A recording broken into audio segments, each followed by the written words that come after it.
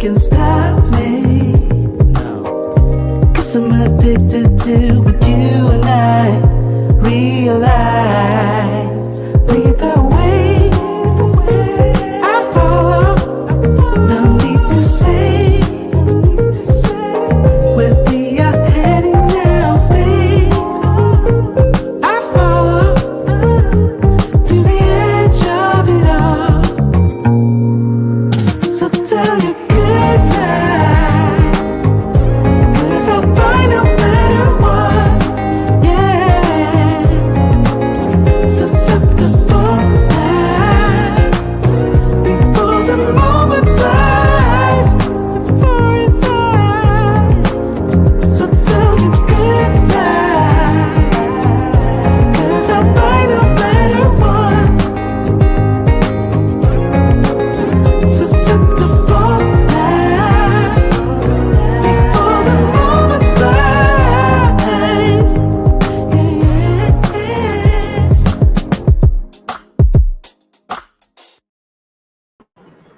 Shout out, shout out, shout out. It is a wonderful, wonderful Monday evening, or if you're in Southeast Asia, it is Monday morning, but out here, out east, out west, it is a Sunday evening. And shout out to all you wonderful, wonderful gentlemen and ladies that are here this evening with Andre and Andres Love Crossing Borders.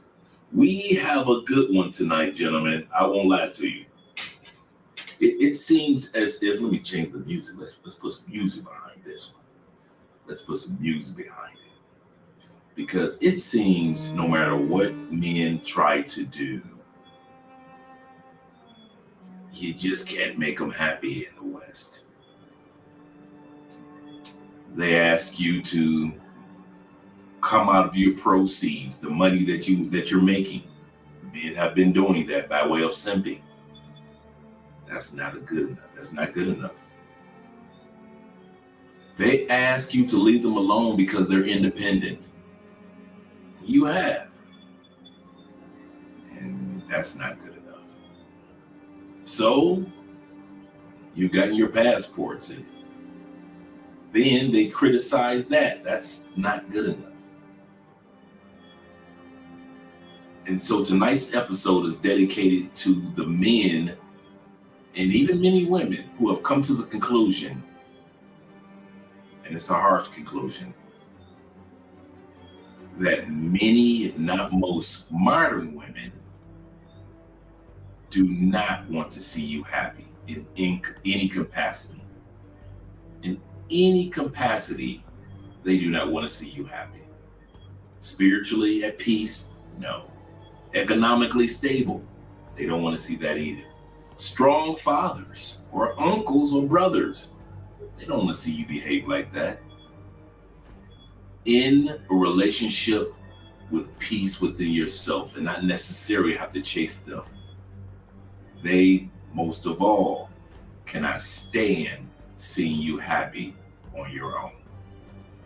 And don't let it be a part of the 52% of men that don't even have children in the United States.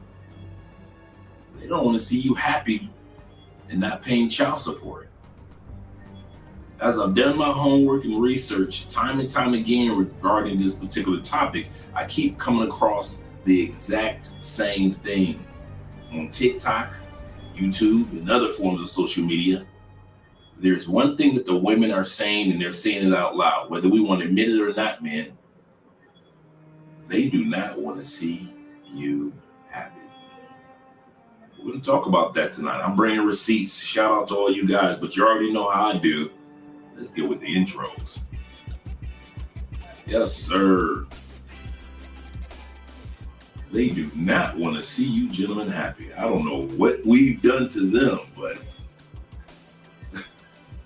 they're going to have to work on that one on their own, because we're not going to sit back and be unhappy on their behalf. I'll say that again. We are not going to sit back and become unhappy on their behalf. Cologne of the night. Cologne of the night is what I'm wearing. I wore this to church this morning, and it is the Nitro Elixir. The Nitro Elixir. It is the clone. It is a $25 to $30 clone of YSL's Myself. And YSL's Myself is one of YSL's best colognes that they've created. Yves Saint Laurent's, one of their best colognes. And the clone to it, instead of spending $150, because I know you're trying to save for your flight tickets and your Airbnbs when you go on your next trip, you can get this for like $30. Nitro Elixir by Dumont. The brand is called Dumont. They're the same ones that made Nitro Intense, which is a clone of Creed Absolute, not Creed Aventus. I like Creed Absolute a lot better. And both of those, Creed Absolute or Creed Aventus, are still over $300. You might be able to get it on sale for $280. But instead of worrying about that, you can go ahead and get the Nitro Intense by Dumont. So both of these are by the brand Dumont, whether you get the Elixir that just came out a few months ago, or whether you get the Intense. Either one of them, you're going to be a winner. This is the clone of Creed's Absolute, and this is YSL Myself. Each one of these are excellent, really, really good colognes for you guys, colognes for you guys to enjoy. Shout out to all you guys out there. Let me get ready for some shout outs. We got 30 people in the building, and let's get ready for some love straight from my brother T-Mac right out the gate. He said, can you check your audio? Okay, cool. Let me see how I sound. Ooh, wow, that is off. You are right, T-Mac. You are right. Give me a sec to get this mic set up. Ugh, that sounds horrible.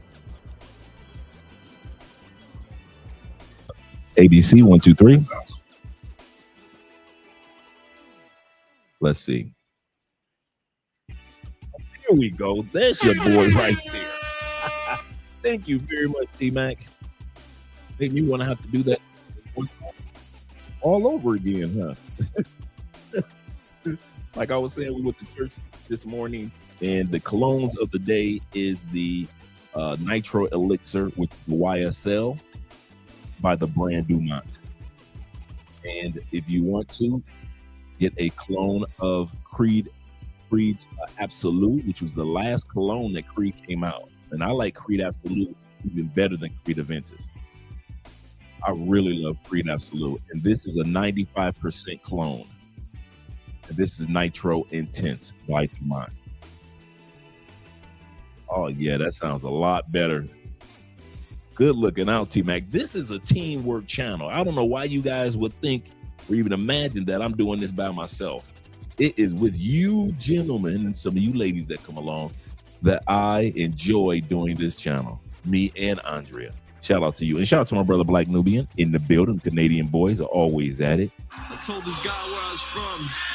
He said, oh, Canada. Oh, Canada. Hope everything is better as far as the weather. Hope the weather is better where you are in Medellin, T-Mac, and all you guys there in Medellin that were dealing with the rain. It looks like the rains are starting to come this way towards the south of Colombia, which is where Cali is. So it looks like we're getting some of that rain that you guys were getting before. So I hope you guys have better weather this up and coming week. Shout out to you guys. And I hope you guys having better weather in the States, because I know you guys were dealing with all that snow last week. So I hope Canada is looking better as well as the States. Let's get started with our brother David Dice right out the gate. Shout out to Dave of the Dice family, that is. Dave says this. He say, family, Andre and Andrea chat. Salute, my brothers. Salute to you as well, Dave. Salute to you as well. Glad to see that you're here this evening. Yes, sir. And Dave says, Andre, the answer is yes, and a yes. That they hate seeing us happy. I didn't even think about this. I kid you not. I came across this little subject matter. Women were talking about it. I came across this subject matter because women were saying how much modern women don't want to see you guys happy. And they are serious about it. You being happy and traveling the way that you do, and some of you guys that don't travel, but you're not out there dating and spending as much money as you used to spend, those women are not happy to go to meetup spots and speed dating events. And you guys aren't there. You guys aren't showing up. and you're at home at peace watching the Pistons playing the Nets. You're at peace. And these women do not, and I'll repeat, there are women that are saying women are not happy seeing you happy. It's crazy. Shout out to my brother Bean being in the building. He said, hello, Andre. He said, how you feeling this Sunday? I'm feeling great, man. Took a couple days off to spend some time with Mrs. Spence, Mrs. Andrea. Had a couple of consultations to do, and I'm on a countdown for my first certification exam on the 15th. So it's study, buddy. Study, buddy. Yes, sir. Shout out. Let me go back up for a second, Dave. A shout out to my brother, Pharaoh in the building, Ishmael in the building. Say, Andre, you see Corey Holcomb's, dude, I've been trying to get one of those shirts. If anybody comes across the link to be able to purchase one of those Corey Holcomb's Anton Daniels t-shirts, let me know if you guys come across the link, because I will purchase one immediately. Yes, sir. Shout out to my brother Corey. David says this. He says, Dre, you're right. They are really not, they don't want to see us happy. A sister asked me my preference, and I told her Latinas, snow bunnies, and Middle Eastern. Yeah, they're gorgeous. I love me some Middle Eastern ladies too. I won't even lie.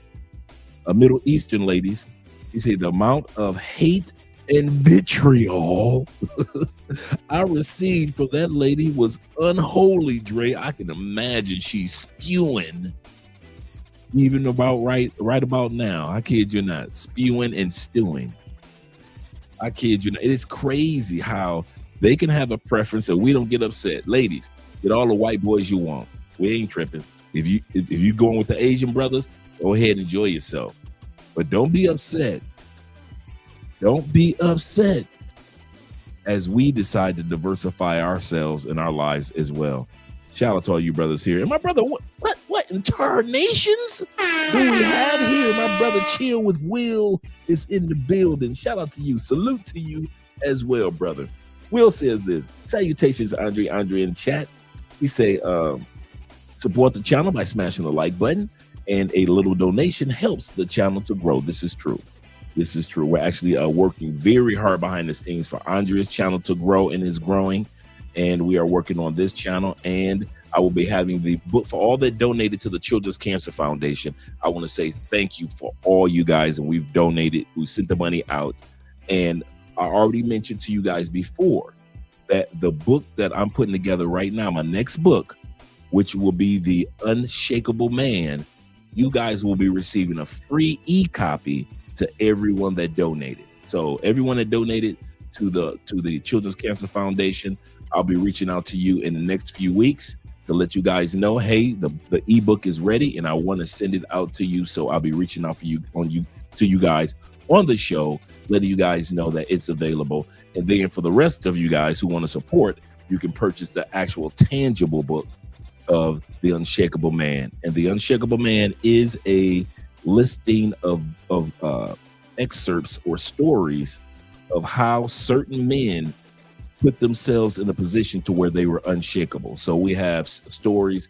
directly from the mouth of Bruce Lee, how he became unshakable, Samuel L. Jackson, Michael Jordan. We have Warren Buffett. We also have direct story from the mouth of Jeff Bezos, how he put his life in the position to be unshakable. So these are just stories by very famous men throughout history, and how they had a very problematic moment in their lives and how they overcame it and how they were able to be unshakable. You know, you wouldn't think that Bruce Lee would have a moment of being shakable, but yeah, he had moments of being shakable too. And so I have his excerpts of what he said, what he did to position himself to be unshakable. Shout out to all you guys that are here and that support it. He said, yes, sir. And no simping allowed. Yes, sir. Stay strong, men. And the phrase of the day, no simping allowed zone. Yes, sir. Yes, sir. Appreciate that, brethren. Appreciate that. Let me scroll back up to all the other brothers that are here. And let's see where we are. Ooh, my brother Bean, shout to Bean. He said, hello, how you doing? How you feeling this Sunday? I'm feeling great. And for all you guys over there on the other side of the world, in Japan and Southeast, all parts of Southeast Asia, shout out to you. Good Monday morning to you guys over there. Shout out to my brother Raymond in the building. Good morning and good evening, everyone. Yes, sir. And Kenny People said this. Kenny, shout out to you, brother, for all that you do behind the scenes with the videos that you send that always actually opens up the doors of motivation for a lot of the videos that we do. Kenny and other guys who always send me videos, I'll take it. I'll take parts of it and I'll clip them together. And all of a sudden, we've got a show for that evening. I'm also going to be doing that video that you were talking about the Blasian sisters, putting that together for us this weekend. I'm putting that together for us this week. Tomorrow's video will be about a passport Pookie who went to jail in DR. Who went to jail, had to fight to get out of jail in DR for something that he didn't even do. I believe he was in jail for a year to 2 years. And so I have his whole story. And you're looking like, dude. And then after, we're going to talk about, and he's going to show you what happened to his life after he gets out of jail. You thought the Pookieism was over? Oh, no. So we're going to look at some of the passport Pookies in DR. Shout out to the brethren. Shout out to the brethren. Yes, sir. He said, you're right about that. He said, they don't want to see us have, if they want to see, wait a minute. You're right about that. They don't want to see us have, they want to see, don't want to see us have, they want to see us miserable as F. That is so true. I don't know why they want us to be miserable. We don't want them. We never want to see them miserable. We really don't. We want to see them happy as we go off into the sunset. You know, shout out to LJD. Southern Vegan is in the building. And once again, my brother T-Mac, salute to you, brother. And let me scroll down a little further. Oh, yeah. Mr. Enigma is in the building. Shout out to you, Mr. Enigma. Glad to see that you're here. Say peace and blessings, brothers. Peace and blessings to you, Mr. Enigma. Glad to see you here, brother. Really are. We really are glad to see you here. Let me scroll down a little further, see who else I can give some shout outs to. Yeah, I'm glad that you told me about that, T-Mac. I really am. Sound like I was down the hall somewhere. Said, does Dream Mike sound straight? Yeah, it did. It was off. It was definitely off. Shout out to my man Don, aka the Don JP, is in the building. He said, good evening, Andre and Andrea, and to all in the chat. He said, at work, listening in, be easy, chat family. Yes, sir. I listen to, just in case you guys ever want to do, I listen to the live streams. Yes, there are very few of our live streams that I don't listen to throughout the week. I'll listen to it while I'm doing some work or while I'm working out, while I'm going for a walk. I'll listen to the live streams. So I listen to them and enjoy them, and I sit back and I laugh at myself quite often as well. Yes, sir. So shout out to all you guys that are listening in if you're not watching. Shout out to my brother Nick in the building, always representing. Good evening, Uncle Andre. He say, and good evening to the chat. Glad to see that you're here, Nick, as well as my boy Passport Personas in the building. Yes, sir. Yes, sir. He said, your mic is off. I know you guys. I'm glad you guys let me know that Nitro Intense is my favorite. I'm glad that you validate that, Tevin. I'm glad that you're validating that. Glad to see you here, but I'm also glad that you're validating that Nitro Intense. I kid you not, man. When we were in, I was telling somebody today in the WhatsApp group, when we were in France and I smelled that Creed Absolute, it is 1000% Nitro Intense. And I want to double check. I want to make sure maybe my nose was smelling something a little different a few years ago. So when we went to Curacao, the island right off the coast of Venezuela a few months ago, and I got a chance, and I already had this, so I already really knew what this smelled like. And I got a chance to smell once more the Creed Absolute. Now, it was going for $300 a bottle, $350. On sale is $280. And I kid you not, it's literally the exact same DNA, same formula. You are not missing. If you bought this, the Nitro Intense by Dumont, you are not missing anything on that Creed Absolute. You really would tell yourself, like, man, why did I waste $300 on Creed Absolute when the same formula is in here? I kid you not. And it's only 25, 30 bucks. I kid you not. Shout out to you guys. He said, hey, Dre, your sound's a little off. Shout out to you, Raymond, be in the building for letting me know, all you guys. Let me know. I'm thinking I'm doing something too, but I'm glad the sound is back on track. Okay, shout out to my brother, LaBeats 6. Hope that I pronounced that correctly. He said, yeah, I think that his mic is off too. Yeah, you guys help me. Yeah. Thank you, gentlemen. Thank you for letting me know that the mic is much, much better. Yes, sir. Yes, sir. Sometimes shout out to my brother Sean D. Upshaw, my mentor, my brother, my friend. Glad to see that you're here this evening. We got a good one, Sean. We got a doozy. We got a doozy tonight. Yes, sir. Yes, sir. And shout out to once again my brother Tevin King in the building. He's always here. Yes, sir. And Tevin says salute to everyone, as well as Jay Anderson, the great that is in the building. He say salute to grown man in the chat. He say Andrea and Andrea, love crossing borders. Appreciate you always, Dre. Appreciate you, gentlemen, man. I really do. I don't take that for granted at all. I don't just say it, and I know you guys don't just say it, man. We're like a brotherhood, family, man. I kid you not. I love the fact that, you know, that travel has brought us all together, whether you're traveling already, whether you're traveled and living in another country. I love the fact that passports, travel, global insight, learning about other cultures has brought brothers together that would have never known each other. Just think about it. T-Mac is from California. I'm from the Midwest, and then from Florida for 14 years. Just imagine what travel has done. How many guys that you've met and ladies that you've met from all across the United States, really around the world. We've met so many individuals to where now we come together on social media and we're able to relate to one another as well. This is going to be a great topic tonight, guys. A really good topic. So I appreciate you guys more than you realize, as well as my brother Black Knight, the Black Knight in the building. He say, Andre, he said, any chance, did you get my email? I did get your email the other day. I did get it. So I want to check I'm going to go ahead and respond to your email when I get a chance. I kid you not, probably during the show. But yeah, I got it.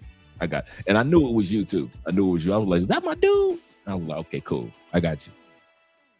Shout out to my man, Big Brother in Life in the building. Always representing, always showing some love. Yes, sir. Yes, sir. And Ronin Travelers, them brothers in the Philippines, always representing. Good morning to you and all the guys out there in Southeast Asia. He says this. He said, salute. Yes, sir. He said, salute my brother Andre. He said, good morning from the Philippines. Enjoying my coffee, listening in the lab. Let me ask you this, Ronan, because we haven't talked about this in a couple of days. How has everything been since I think it was like the slight earth? No. It was the floods that were going on. How are things? Is everything back on track or starting to get back on track as far as the infrastructure in the Philippines? I know it wasn't truly super bad all over, but you know, I think it was the typhoon that took place, if I'm not mistaken. Let me know how things are going over there, man. Trying to keep an update on everybody's weather. Once again, shout out to David Dice of the Dice family for the love that he's supporting.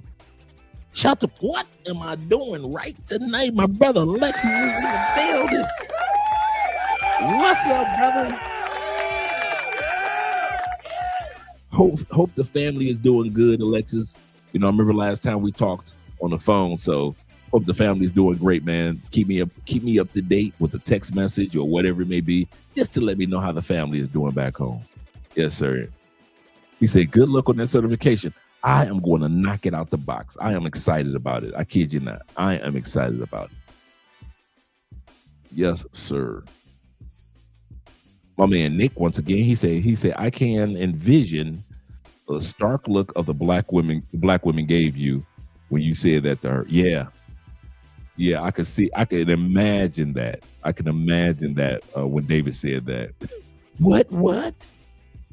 They really don't think that we're leaving. They really don't think that we're leaving. And here's the crazy part. They really think the only reasons that we're leaving is because of women. They really think the only reason that we have to leave the United States, Canada, UK, and the West is women. It can't be because of our country. There is no way you're leaving because of inflation. They couldn't be because of job losses, is it? Couldn't be because the food in the United States is now made of rubber and made of computerized foods. That can't be the reason why people are leaving, because America doesn't have the healthiest water in the world anymore. That can't be it. It's got to be women. It's got to be. It can't be because we have two gangs that are running our country, the Democrats and the Republican gang. Can't be. It's got to only be women. So we just let people in the States and Canada and UK think what they want. We'll let them think what they want. But at the end of the day, they can dislike us. But when these live streams go off and these cameras go off and everything, T-Mac is still living his life. When this live stream goes off, Ronan Travelers is still sitting back in the lab enjoying his cup of coffee. These women cannot. They can put up as many TikTok videos, YouTube videos as they want. It doesn't matter. It doesn't matter, because at the end of the day, we're going to live this new life, and we're not coming back to the States unless we're coming back to make money. We go back, make money, and get back up out of there. That's how we do it. Go back, make money, and get the heck back up out of there. So yes, sir. Yes, sir. Let me scroll down a little further. Shout out to my man Cool being in the building. Cool it now. You got to slow it down. Ooh, watch out. Oh, we got my man William H. here in the building. Oh, we got 68 in the building. Oh, my goodness, man. I'm going to go give a shout out for one more minute. Let me see if I can get everybody. That's just my brother, the African Wolf. Yes, sir. 2 years. Yeah. Dude got 2 years. Pookieism at its best. Shout out to Raymond Turner of the Turner family in the building. Year of our Lord, 2026. Shout out to Black Nubian once again. Let me scroll down. Let's see who else is in here. Hope I didn't miss anybody. Let me make sure. Thus far, pretty good. Good to see Will back, man. You know, Will's been busy. My brother Esco is in the building. This is a family reunion today. This is a family. And we got Bobby Coltrane of the Coltrane family. Oh, we doing good. He said, sorry I'm late. He said, I didn't get the notification. I had to, he said, I had no idea that you were starting so early. How's everybody doing? Doing pretty good. I will be starting, just to let you guys know, from now on, I will be starting at 6:30 instead of 7 o'clock, because what I'm doing now, because we're doing I've got my exam coming up at the same time. We're doing the classes for Theo, the Armageddon. Yeah. So I'm going to bed early, and I'm getting my butt up early in the morning to get all this work taken care of. So yes, sir. I'll be starting at 6:30 instead of 7 o'clock or 8 o'clock with the live streams now. And shout out to my brother Jamon being in the building as well. Glad to see that you're here. Shout out to you. Let me scroll down a little bit further. I think I got everybody thus far. Yep, I got Bob. Shout out to Bobby. Oh, track and field is in the building. 1906, the Jesse Owens year. He said the Matrix is for money, and after that, it's time to go overseas. The Matrix is for money, and after that, it's time to go overseas. And I was on a panel earlier. You know, I rarely do panels, especially on TikTok, but I was on a TikTok panel with a brother that is in Japan right now. And so he has a TikTok channel, and I joined it today. And he was like, man, Dre, I'm glad to see you here, and so forth and so forth. And one of the sisters from the States, I say, are you married? No. I say, wow. So I understand why you're upset. If I was living your life, I'd be upset too.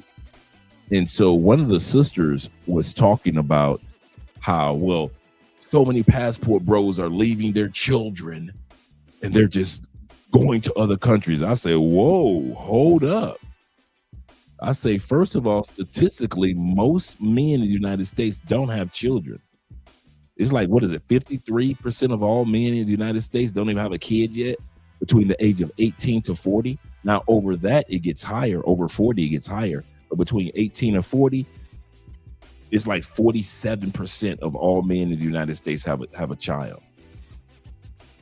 And I emphasize to the women, I said, listen, I say most of these guys are traveling while their child is aging.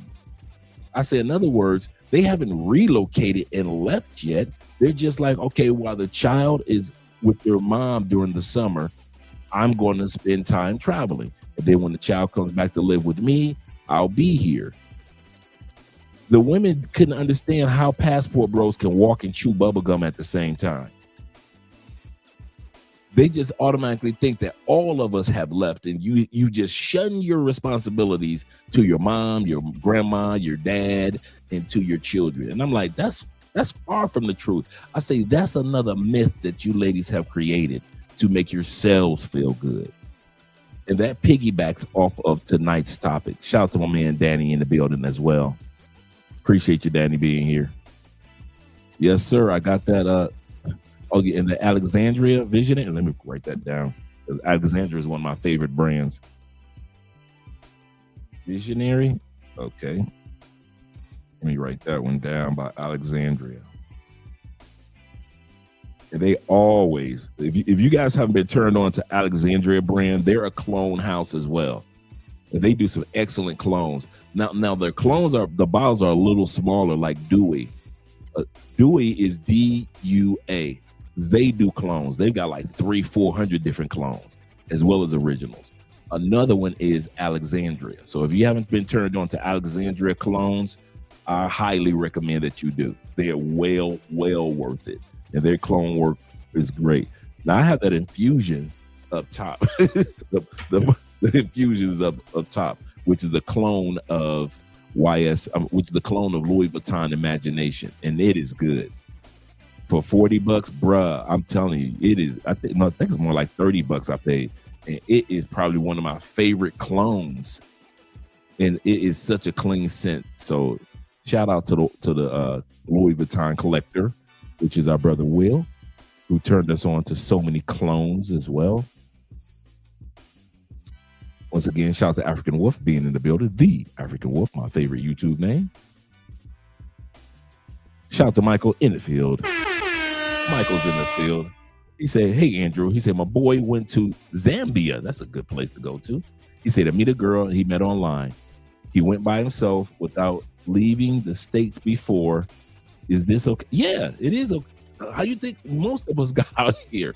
Other than you military guys, most of us actually travel to other countries by ourselves. Our first trips. My first trip to Colombia was a 5-day trip by myself. Most of us aren't traveling in groups. The one thing that we emphasize on is make sure that you reach out to somebody that's out there in advance. For example, if you know that there's a Facebook group in Zambia, join that Facebook group. If you know there's a Facebook group in the Philippines, join it. Or if you're here and you're like, hey, wait a minute, I'm here on Love Crossing Borders. I know I'm going to the Philippines. There is no way I'm not sending comments to Ronin Travels. There's no way. Ronin Travelers is right here and you're going to the Philippines. That's like coming to Medellin and not putting a comment in the comment section to T-Mac or to Will and say, excuse me, brother, do you mind if I send you an email? Is there a way that I can contact you? Because I'm coming to Medellin for the first time by myself. Reach out to these dudes, man. I kid you not. Reach out to your brothers. That's why we have. We're meeting each other. So yeah, it should be fine. Like I kid you not. Most of us went on our first time to DR by ourselves because most of the people and the brothers back in the States, they ain't trying to go nowhere. I did a consultation with a brother yesterday. He said, Dre, I'm going to Medellin for the first time by myself this week. He said, I'm so excited. He said, I tried to get my brother to go. He said, but he won't get his passport. And I've done consultations with several guys that's happened, that they have family members or good friends, and they were like, man, I'm not going to wait for my friends to go to DR. I am not going to wait for my friends to go on a cruise. I'm not going to wait for my friends to fly to Mexico. I am going by myself. And Austin Holloman didn't wait around for us to go to Africa, did he? What about O'Shea? The O'Shea Duke Jackson? O'Shea Duke Jackson. Back at it again. Did he wait for us to go to Africa? I believe he's in Uganda. He didn't wait for us, did he? He just went to Uganda. Did Austin Holloman wait for our okay to go to Kenya? Oh, he didn't? What about all the brothers that's been going to South Africa? They didn't wait for us, did they? They just went to South Africa on their own. So yeah, it should be fine. As long as he makes sure that he communicates with you, reaches out to you, as well as his family members when he lands, he should be fine. And 9 times out of 10, he probably met him a really good woman out there too. Oh yeah, shout out to you, Michael. Shout out to you, my brother. Shout out to you. You say French Montana yes. That is a part of French Montana's collection, that infusion. Absolutely correct. Absolutely correct. Good call. And shout out to Jay Anderson, to our brother Ronan. Shout out to all you guys in the salutes. Let's get started. We got 77 in the building, man. We're going to have some fun tonight. Let me change the music. And we can get started. And I'm glad that you guys like the new outro videos that I've been showcasing over the past couple of days. That's the wrong music. Here we go.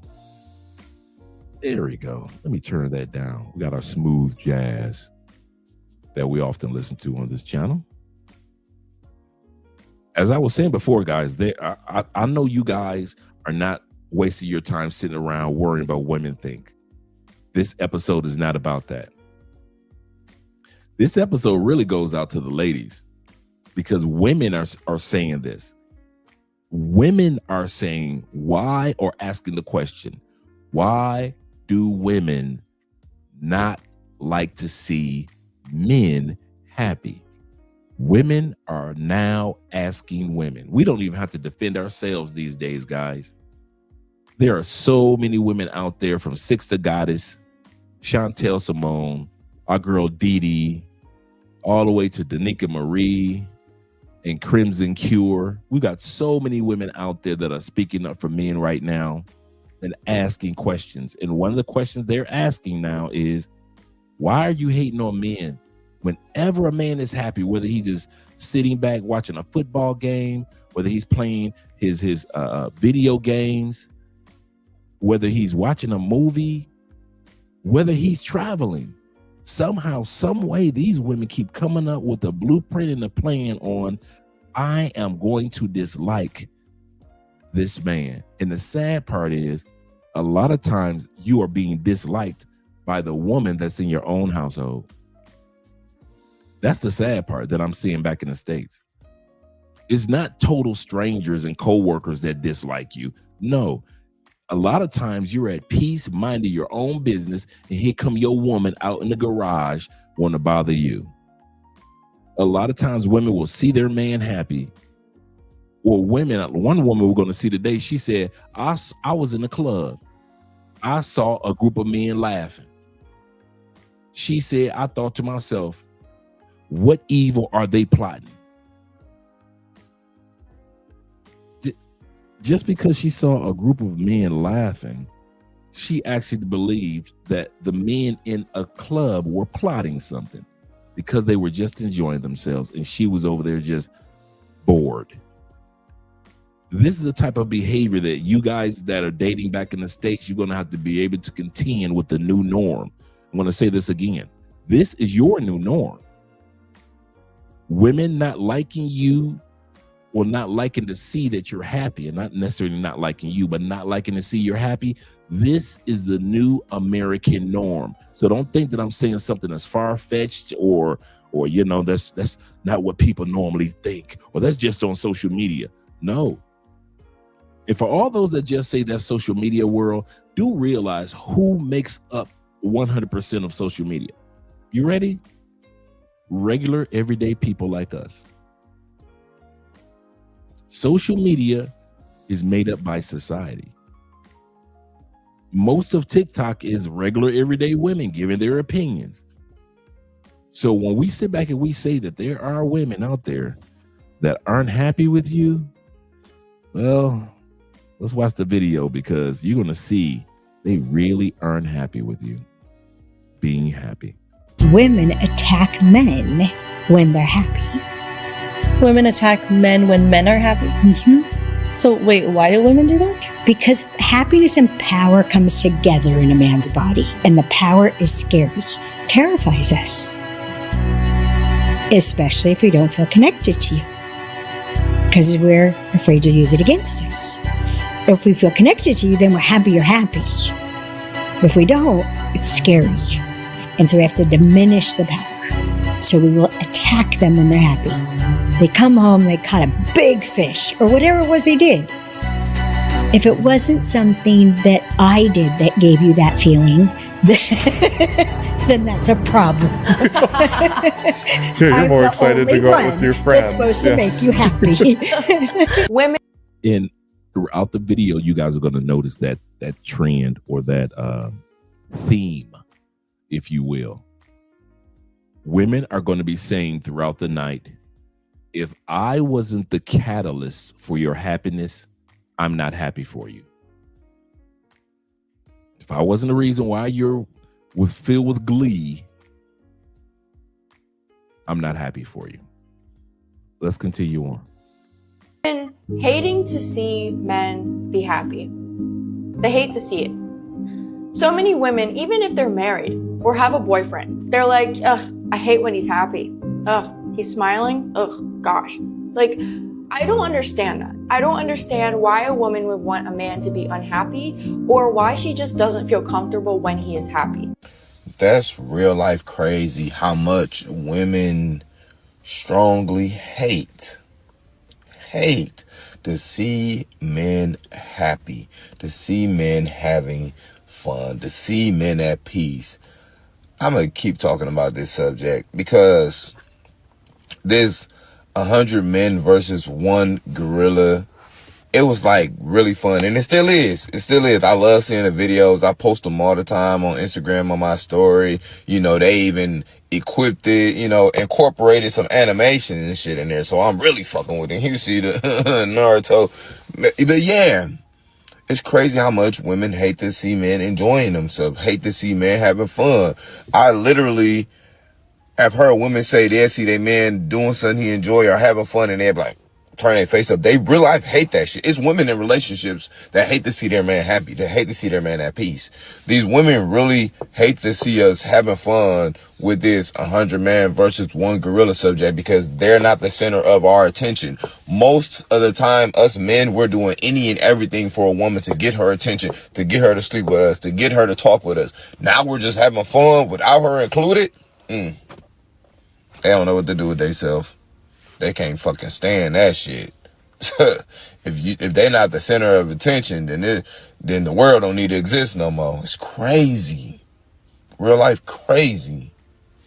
I told people before, they're like, oh, you hate all men? I'm like, I've never said that, but if the shoe fits, wear it. I don't give a fuck. But also, like, yeah, don't you? Haven't you ever spent time with one? They're fucking awful. Like, have you ever seen a group of guys out, like all straight dudes, and they're all laughing? Have you ever been like, God, I wonder what they're laughing at? No. When they're laughing, I'm going, the fuck are they doing? Something bad, probably. I'm like, they probably just hit a woman. You heard what she just said? I will be bringing that back. She said, you ever been out and you see a group of guys and they're just minding their business and they're laughing? And you're wondering, what are they laughing at? She said, I think to myself, they've probably done something bad. And then the next girl says, they probably just hit a woman. Kiki, cat. And you guys want us to get on a plane and come back to the United Snakes of America for that. And it was the big girl. It was the big girl that said they probably just hit a woman. DV on women is not a laughing accusation and a laughing topic. And yet these ladies will sit back and spew this madness. I'm going to bring that beat back for you, gentlemen. It's just sad how hurt women teach other women to be hurt. It's just so sad, so sick. Let's bring that back.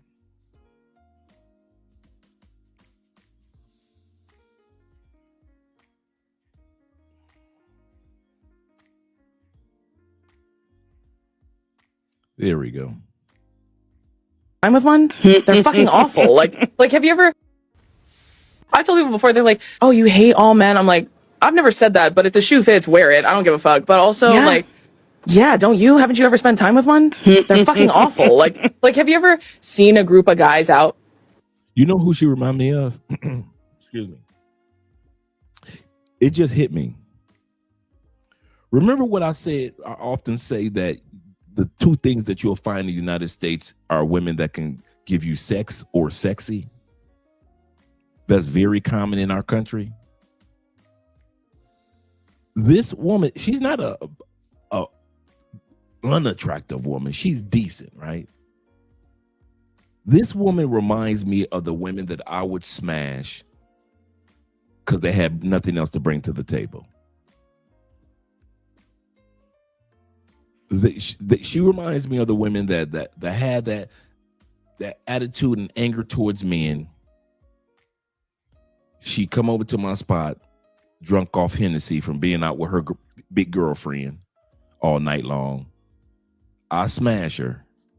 Now, my rule was you can't stay in my house overnight. So by 4 o'clock in the morning, I'm kicking you out. I don't care how drunk you are. And that's all they were good for. Their character was so off. So even if they had a slight hint of attractiveness, their character made them so ugly that they were just good for smashing. And a lot of them are your coworkers. And a lot of them were my coworkers that were just good for smashing. This female is not, think about it, let's be real. Let's be honest, gentlemen. There is nothing about this woman's demeanor that says she needs to be in a relationship with a dude. She needs to be married. She needs to be your children's mom. There's nothing about her, just in a few seconds that we've picked up. Now, we don't completely know her, but we do know in a few moments that we've said that she says, whether you like what I say or not, she say it is what it is. And I'm paraphrasing. There are women that just do not care, guys. And they're only good for smashing. Some of you guys would see what simps will do. Meet this young lady here and call themselves falling in love, and I could change her. She's only talking about those guys. She's not talking about. See, that's what simps do. Simps have a bad habit of thinking that it's always the next man that the ladies are talking to. See, no. She's not talking to me, guys like me. She's talking to, or they're talking about the other guys because I do this and I spend this and I've done that. And simps don't realize she's talking to you too, bruh. She's talking to you too. So at the end of the day, we have to just realize that there are women out there. Sadly, one of the reasons we get our passport and travel, because a lot of the women's characters in our home countries are just that. They're so tarnished that the ladies are attractive enough for sex. Let's be real. Some women, if not many women, are only attractive externally. There is nothing attractive about some women internally. So yes, you a man, you a smasher, but she ain't gonna never meet your mama, your pastor, your dog, your cat. She ain't gonna never meet nobody in your life. Why? With that demeanor, you ain't about to introduce your boys to nothing like this. You just gonna be like, hey, remember LaWanda from the club? Yeah, I smashed that last night, dog. You know, I took care of that business. Man, Luana always got an attitude about something, man. I don't like her, dog. I don't like her either, but she was drunk. She came through the crib. I beat her back in, and I kicked her out.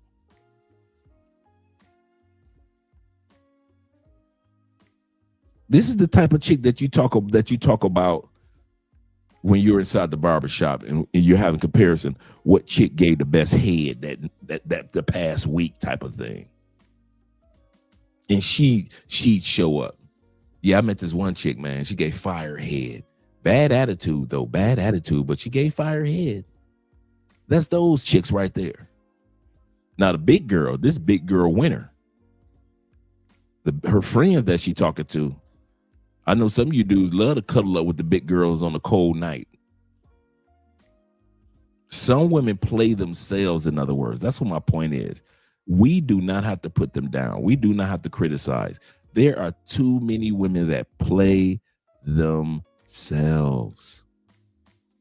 with their rhetoric.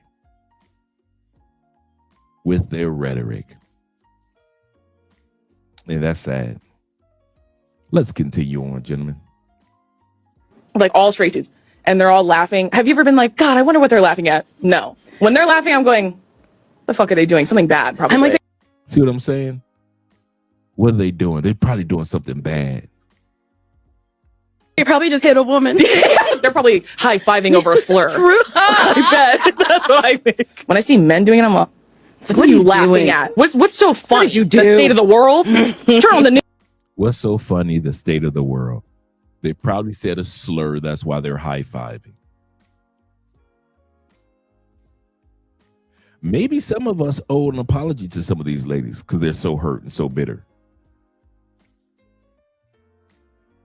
Maybe some of us who smashed that coochie once or twice and kicked her to the curb, she still hurt about that. Some of you can I be honest with some of you dudes? Some of you dudes gave these ladies some of the best sex that they ever had. And then you disappeared. You think she ain't mad?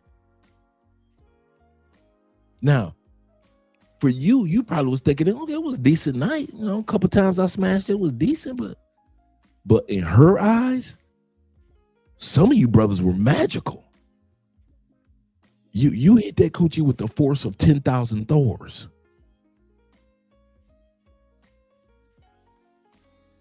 I mean, she was shaking so good when you was eating it. You taught her the definition of lap dance because she was dancing while you was lapping. And then you disappeared. You were funny after sex. You were funny before sex. You gave her massages. Let's be real. You gave her massages. Some of y'all came with flowers, cards, and candy. Her mama just so happened to stop off by the house when you were over there, and you were like, yes, ma'am. Oh, yes, ma'am. You were courteous. I'm being so serious. Some of these ladies are ultra hurt because some of you dudes treated them good for a short time period in the name of Luther Vandross.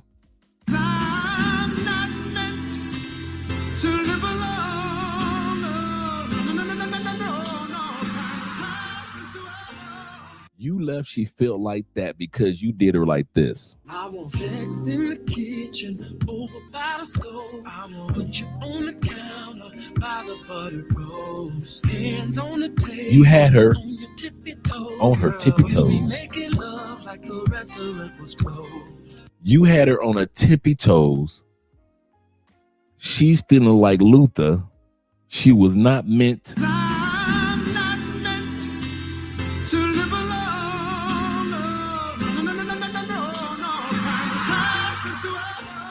She really thought you were about to turn this house into a home. And you disappeared. I've done it. I'm not denying it. And if I've done it, I bet you a few of you guys done it. You've hurt some hearts. Instead of just giving a quick smash, a good quickie, here you go making love. You You holding her by the back of the head, whispering all the Drew Hill lyrics in her ear. Tell me what you want. You hold the back of her head, whispering Drew Hill lyrics. Tell me what you need.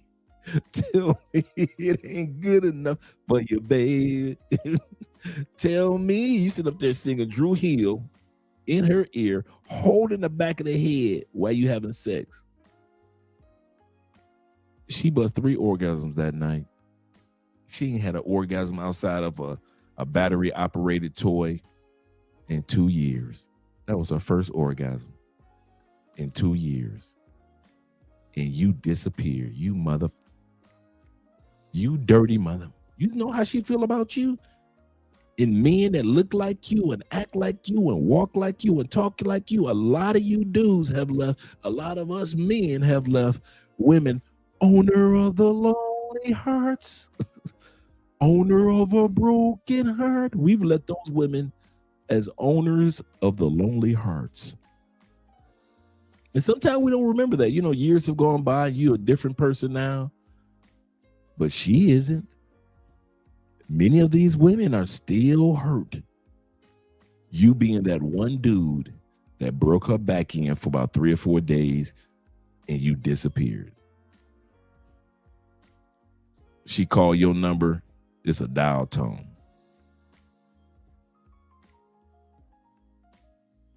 News. I bet you wouldn't be laughing so hard. I'm just harassing them. Doesn't that irritate you? Pause. Doesn't that irritate you? A nigga just enjoying life outside? Fuck yes. You heard what she just said? She said, does anything irritate you? I want to bring that back. And she said, yes. Anytime I see a man enjoying himself outside of me. I'll bring that back. There are women that get irritated by their men and their own man enjoying himself. But how dare you do it away from them? Let me bring that back so you guys can hear it. They're probably high-fiving over a slur. I bet. That's what I think. When I see men doing it, I'm like, what are you laughing at? What's so funny? What did you do? The state of the world? Turn on the news. I bet you wouldn't be laughing so hard. I'm just harassing them. Doesn't that irritate you? Pause. Doesn't that irritate you? A nigga just enjoying life outside? Fuck yes. I hear this from girls all the time. Like, why does your man enjoying life without you hurt so much? Like, unless a man is controlling and insecure, he has no problem with his woman going out, enjoying life, hanging with her friends. He have no problem with that. But I hear too many girls, oh, I hate when my man go hang out with his homies, or he's on a game all day, or he's watching anime, or anything that doesn't revolve around her, which is mind-blowing. Do you know that man was a whole person before he met you? You need to still let him be a whole person in the relationship, or the relationship will not work. He will get tired of you. He will get fed up with you, and then eventually he's going to leave you exactly where he found you, on the other side of the door. Facts. There's no reason why someone that's 45 is trying to talk to you. You're young. I'm not gonna hold y'all. Controversial take. I think women only have these opinions now because women have focused more on the careers, education, and being independent. They're older in age, and now they're pushing these agenda more only because they're now at an age to settle down now, where they're in their 30s. So, but pushing what is women? what's the agenda? You guys are all against these men dating younger women because it takes options away from you guys. Guys, your age now. Oh, I didn't know. You see how upset they got? If you think that older women are happy, remember we're talking about women not being happy for men. If you think older women are happy for us men that are in relationships or dating young or have the ability to date younger women, no. They are not dancing, bruh. They are not dancing in the streets for us. We can forget about that one. That one, you might as well hang that one up. They are not dancing in the streets for us. Their competition is the younger women. I was watching videos today of women, lonely women over 50. And then I looked at lonely women over 40. Then I looked at lonely women in their 30s. How dare you in your 50s, late 40s, have the audacity to meet a younger woman that's maybe 10 years younger, 7 years younger. In my case, 27 years younger. How dare you do that? How dare you? Me and Andrea went to church this morning, had a great time this morning. How dare you go to church with that younger woman? How dare you go to the synagogue or to the mosque with your younger woman? How dare you do that? There are women that are perturbed at the fact that you have the ability to bring somebody younger like Al Pacino. Robert De Niro has done it. We sat back and we're watching Bill Belichick with his 27-year-old. We watched so many actors have younger ladies. And then many of us have watched our uncles have the younger ladies in the neighborhood. That's right. Excuse me. That's right, Tevin. Tevin say they are just filled with envy, jealousy, and rage. I'll bring that beat back, but if you think that is just people, women your age group that's pissed to see that you guys are happy, there are women that are in your age group and women lower than your age group or women above your age group, and they are extremely upset to see men happy. Leonardo DiCaprio, absolutely correct. He said, bro, I lived in Colombia. He said, I lived in Colombia. He said, at 43 plus. He said, I only dated 30 plus and younger. You are on the right track. He's absolutely correct. When you have a Colombian woman that is mature and family oriented and focused, the women in the States are not going to be happy, especially when they fly down to Colombia and see you guys enjoying yourselves in Cartagena. Seeing yourselves enjoy yourself in the Philippines, seeing you guys dating in Thailand. Man, they do not like to see that. Why is that 60-year-old man with that 30-year-old? They minding their business and they're happy. They can't stand seeing you guys happy, you older gentlemen. Let's go bring that beat back just a little bit. It's funny.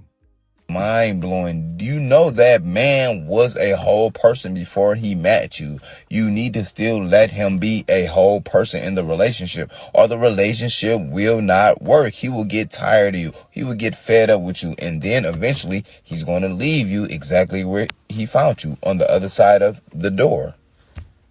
There's no reason why someone that's 45 is trying to talk to you. You're young. I'm not gonna hold y'all. Controversial take. I think women only have these opinions now because women have focused more on the careers, education, and being independent. They're older in age, and now they're pushing these agenda more only because they're now at an age to settle down now, where they're in their 30s. So, but pushing what is women? what's the agenda? You guys are all against these men dating younger women because it takes options away from you guys. Guys, your age now will go to younger women. Oh, I didn't know. What else can you base it on? Because to them, peace looks like happiness. And they don't like happiness when they're not around. She's not going to preserve your peace. And I know there's some women in here like, no, I'll preserve my man's peace. And you're a fucking liar. Because think about a time your man was in the room by himself, staring off into the distance, smiling. And you walk past the room. Did you look at him and go, he looks happy. I'm going to leave him by himself. He looks happy. Or did you go, the fuck is he smiling about? It better be me. It better be fucking me. Tell me why I'm out, right? This guy sees his homeboy at the bar, and he's so geeked to go get him 2 shots. To the point where he had to get up, go over there, dap him up. Like, why are niggas so in love with other niggas? Like, I don't. Brother ain't seen his homeboy. Could have been ain't seen him in a year. Or maybe just ain't seen his homeboy all week. He's been busy. His homeboy been busy. What's up, dog? What's up, man? What's up, man? What you up to? Hey, let me get Dudes know how to see. Dudes know the protocol of buying drinks. I get this first round. You guys already know what was going to come next, right? You get the next round. When the last time you been out with your wife, your girlfriend, some chick you was smashing, a female co-worker, your sister, your auntie, a chick that you met at the club, that have ever told you, you get the first round, I'm going to go and get the second round? Ever. For most of us, never. We have never had a female tell us, if you get that first round, I'm going to go and get that second one.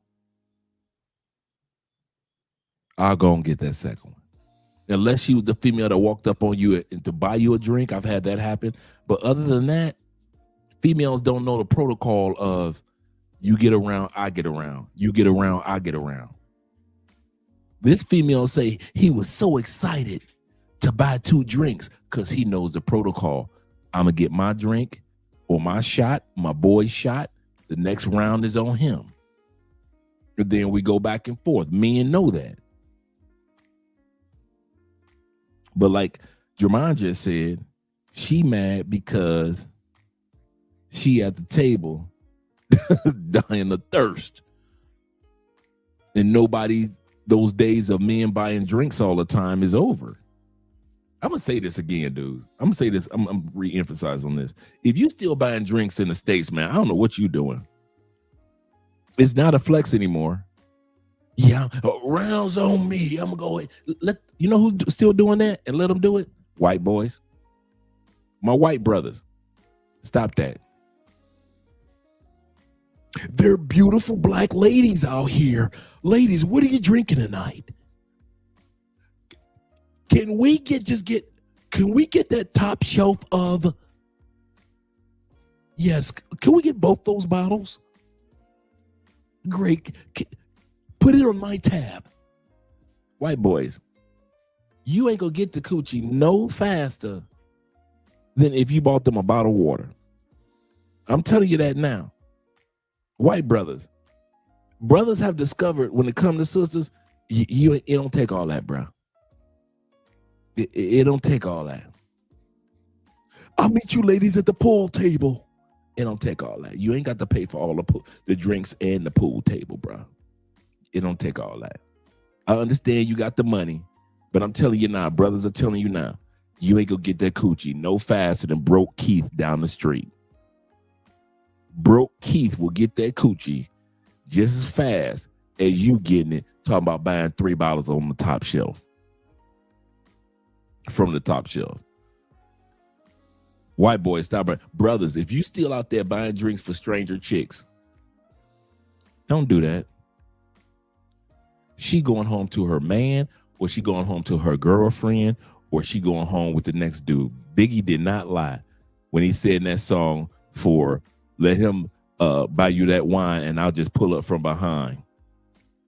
Ask you what your digits are. Who you be with. Ask you what your interests are. Your interests are. Ask you what your interests are. Who you be with. As soon as he buy that wine, I just pull up from that's so true. So true. Fellas, when you come to South America, stop buying chicks drinks. What you doing? What you doing? Okay.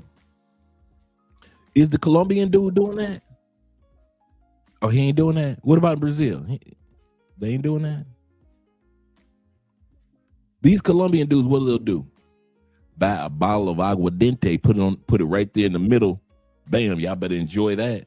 Ain't no apple martinis, is it?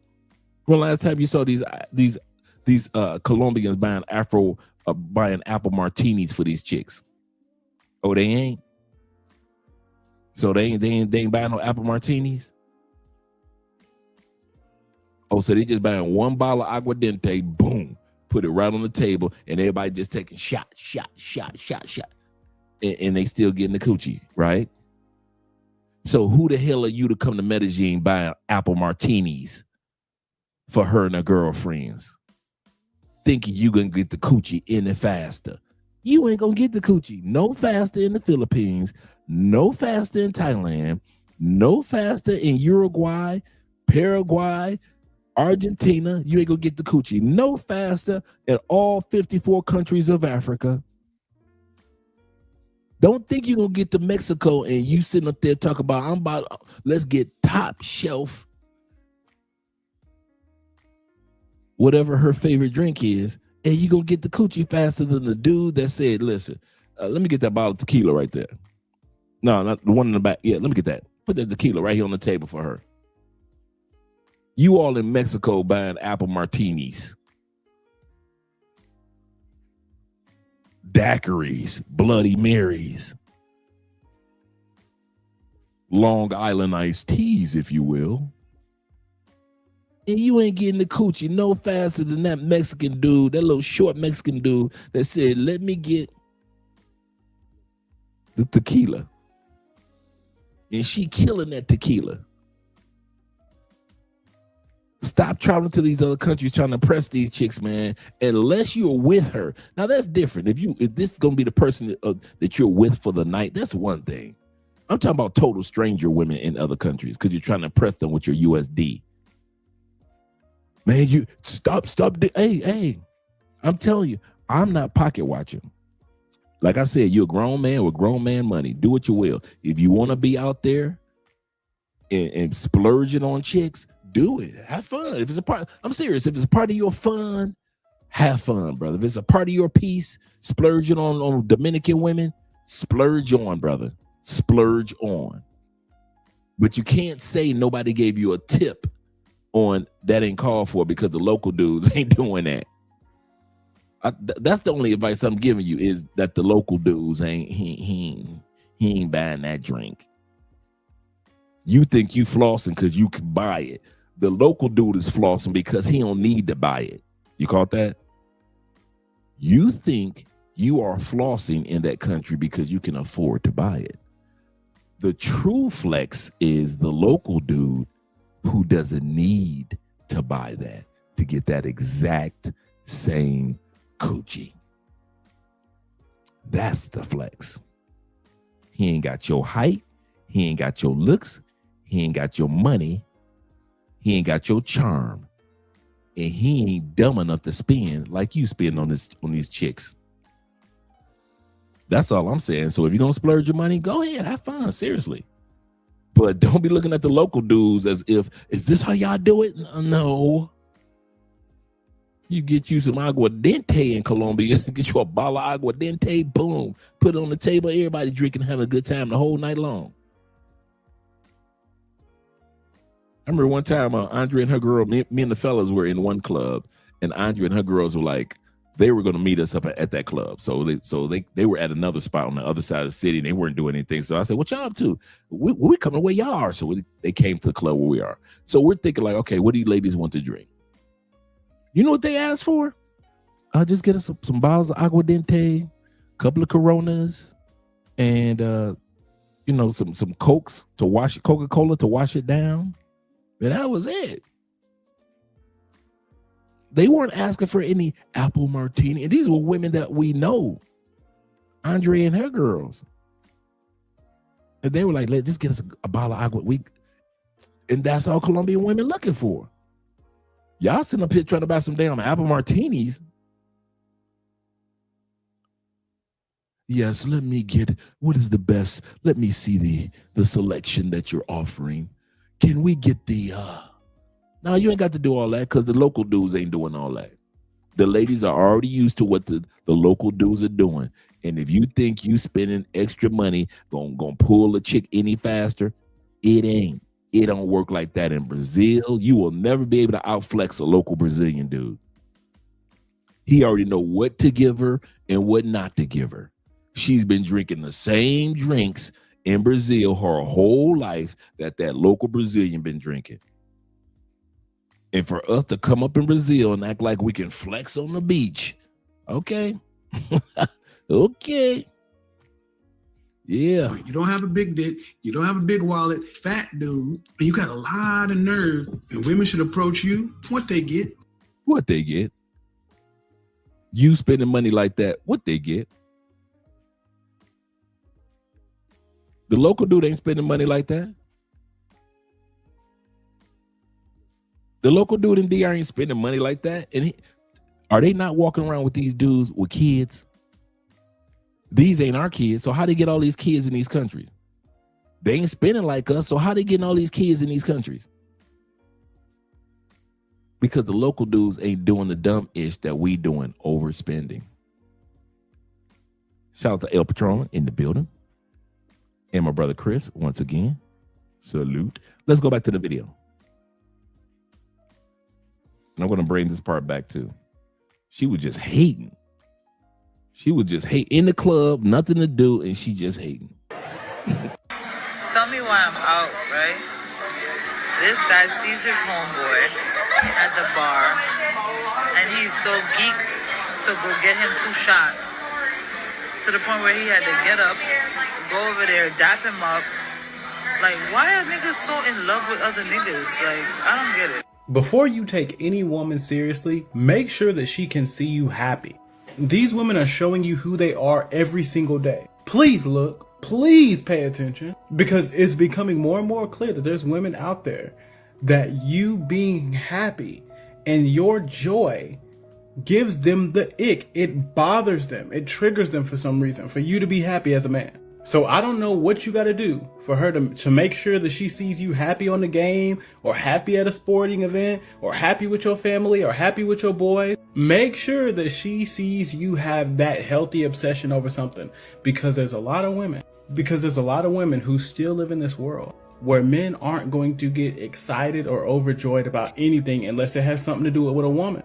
And if you do, her homophobia is going to flare up. I'm telling you, do not get one of these women. Just let her see you happy. Let her see you doing your thing. Because the only reason why somebody wouldn't want anything else bringing you joy, unless it comes from them, is if they need to use that to manipulate you. And they're not wolves in sheep's clothing. They're showing you who they are. Look. Nothing makes a woman more angry than seeing a man happy.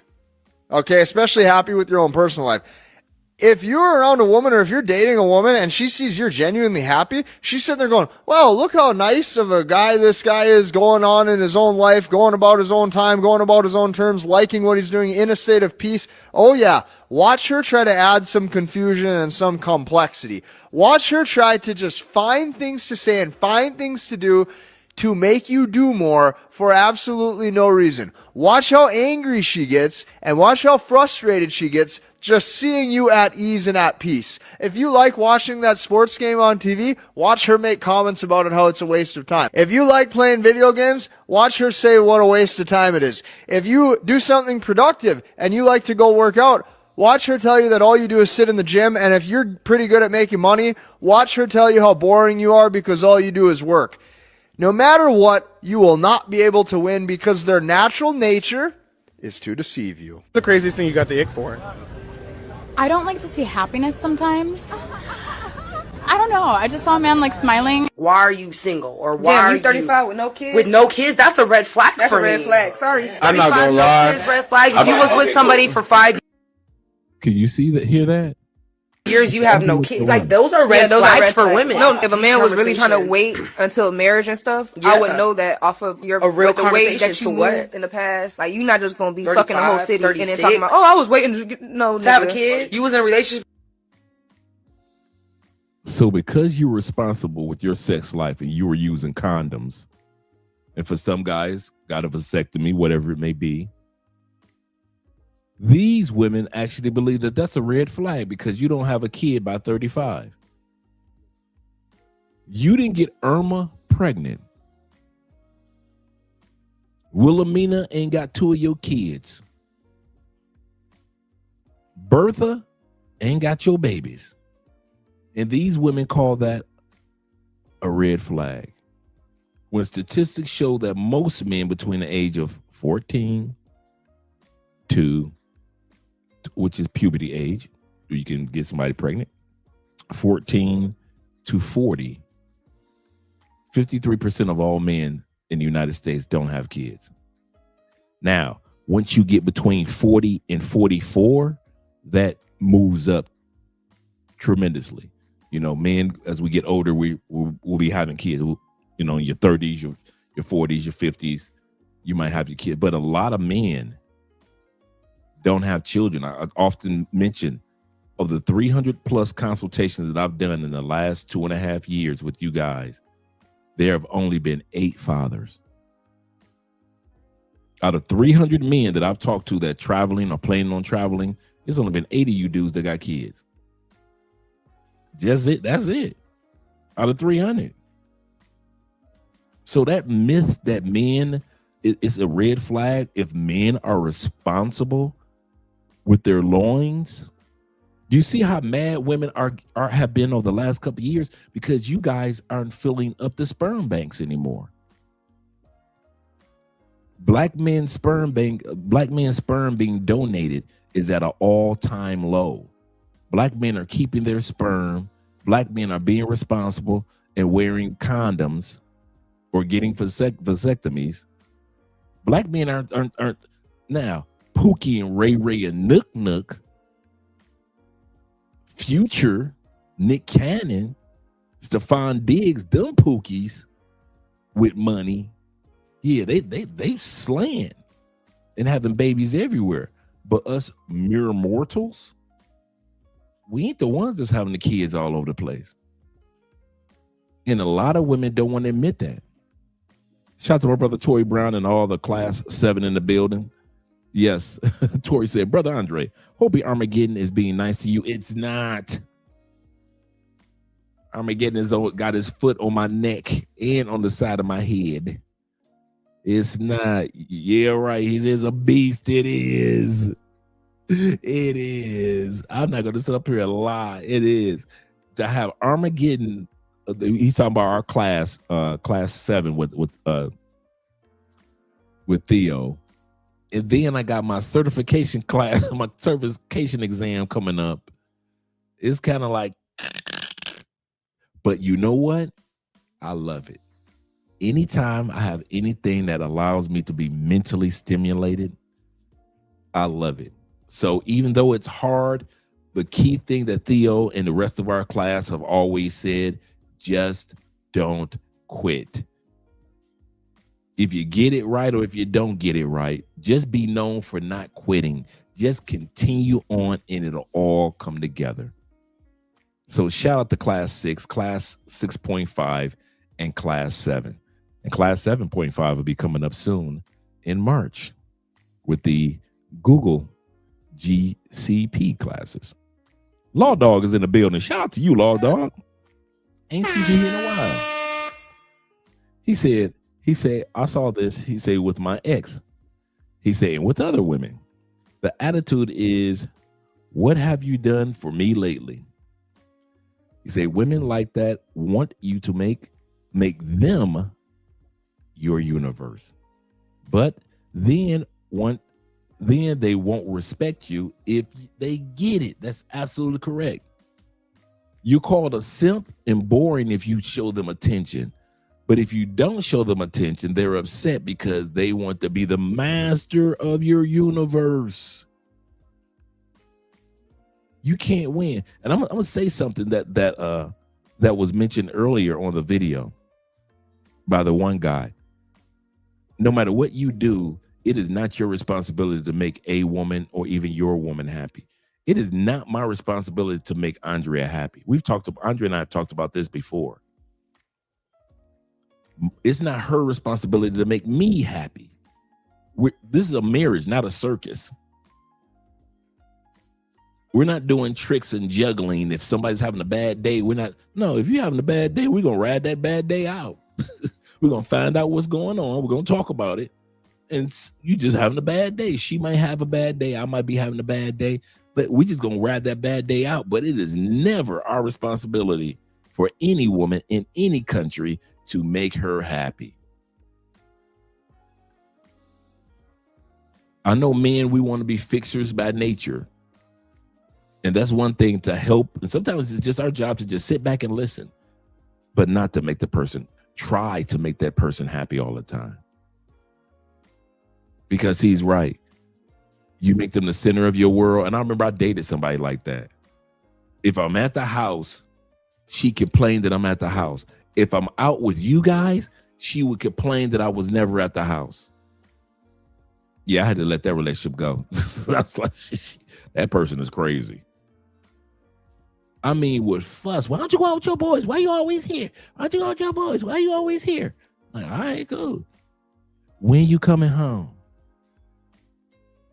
You don't. What you mean you don't know? Who you with?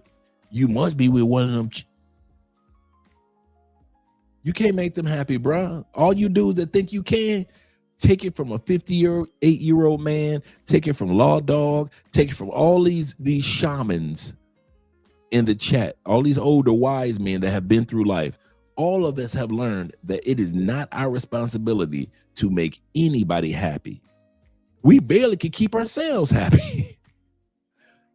Sometimes you look in the mirror at yourself and you look proud. And there are other times where you look in the mirror at yourself, you be like, come on, dog, you got to get it together. You better than that.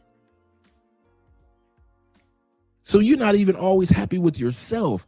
How is it that you think that you can be a person who's not always happy with ourselves, can actually make a woman happy 24/7, 365 days a year, year in, year out? That's not happening. Don't even put that mental pressure on yourself.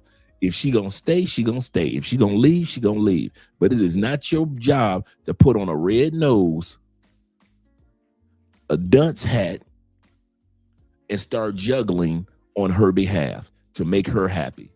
No.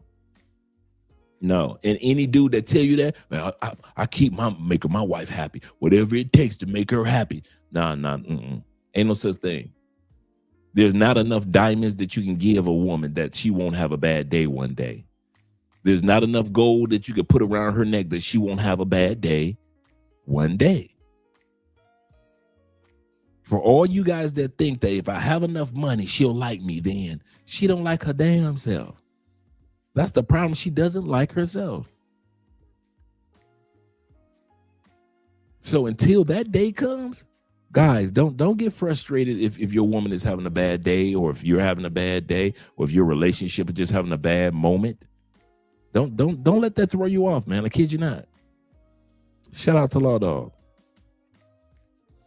He's a 37, full-time single dad of 2. See what I'm saying? Shout out to you, Chris. Shout out to all you responsible men out there. And Nick says this. He said, I'm curious to how much these AWS and GCP courses cost. He said, I'm trying to see if it fits my budget for later this year. You might want to reach out to Theo in regards to that at TheoWolf@gmail. TheoWolf@gmail. I can tell you this. Theo's cost, and he said this on other live streams, and other people that are in the field have validated this. Theo's costs are a fraction of what you would normally pay for the boot camps of AWS and GCP. And I'm talking about a fraction. And I've looked up the cost of the average boot camp or 1 year boot camp or 2 year boot camp. And I kid you not, you are going to pay in the 5 figures. What Theo teaches us, I kid y'all not, if you go with somebody else, you be ready to come out of 5 figures. And I'm not being flippant about it. I'm not trying to hype up what Theo does. It could be any instructor. And I kid you not, the average AWS GCP courses, as well as the other certifications, Terraform and all that, be ready to come out of 5 figures. Theo's giving us a bang. That's why I'm not giving up. That's one of the reasons why I don't care how good I do in the class, how bad I'm doing in the class. One thing I'm not doing, I am not giving up until I get it. I'm always up to bat. There is no 3 strikes. I'm up to bat until I hit a home run. I don't want first base. I don't want second or third base. I want a home run, and I will stay up to bat no matter how long it takes to hit my home run. I watched all the other brothers hit a home run, and they're just mere mortals like me. So now all I have to do is just be patient and wait for the right pitch come my way, and so I can knock my home run. Because I know how much this costs in the real world outside of Theo. And so who am I to take for granted? I'll quit. I'll come back and do it again. Nope. No. No. If you do your homework on how much the courses would cost you outside, just the books. Just the book. Theo gives you the books for the books. Theo's course, the books that he offers you. If we had to pay for the class 1 and class 2, I talked to those guys. They graduated, they're in their careers and everything. You know what they're jealous of us of? You ready? A lot of guys told me this. Even some of the guys that I met down here in Cali that are Theo's graduates and working their careers. We get our books for free. Those dudes, the Atlanta class and the Philly class for the Black Manosphere Conclave, those dudes had to pay for their own books. We're talking about books $100 and something, $200 and something, $50 something, $300 something. They had to pay for all their own books. With the rate of inflation right now and with the books, if you took all the books that Theo offers us for free, it's basically the price of the course, just the books alone. Just if you calculate how much it would cost you to pay for all the books are more expensive than the course. And you're getting those for free. That's why the dudes in the first groups were like, what, you guys get all your books for free? Now, many of us buy them. Like I have my Terraform books and other books because we wanted to buy a couple of them, but the whole library, the whole collection, shh, man, please. Them book prices, man, hey, Nick, they don't understand. They don't understand. And it's not about how much the course costs. I'm gonna give you guys, and I'm not coming at anybody. I'm saying is, don't look at it as a course. Look at it as a self-investment that you're gonna get a rate of return on. Because when we look at it as a course, we look at it as like class and school and things like that. But if you look at it from the investment point of view, you look at like, I can get $130,000 rate of return if I go ahead and invest in this course now. And this course is a fraction of what the average courses cost. I think I'll get involved.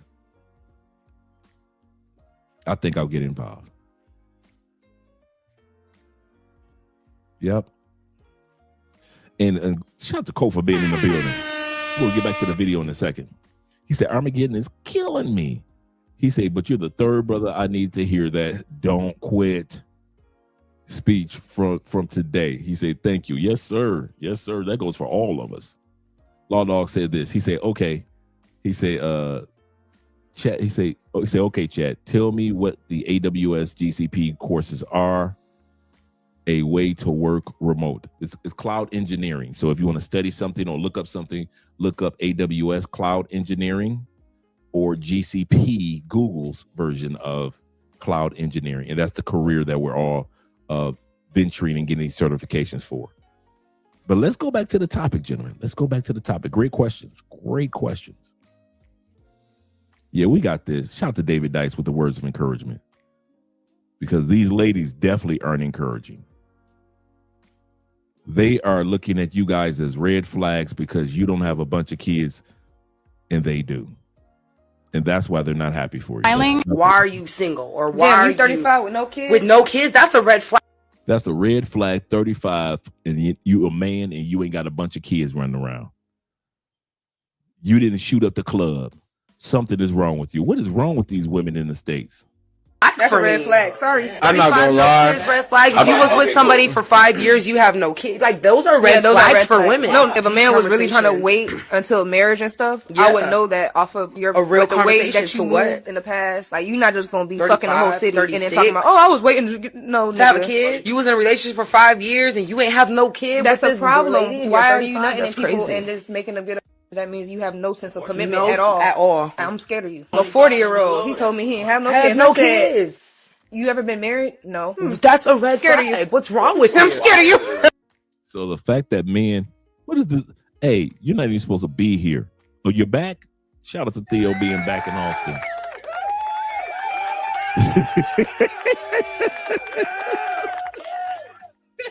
I hate this country. I hate this country. Oh no, Mr. Theo.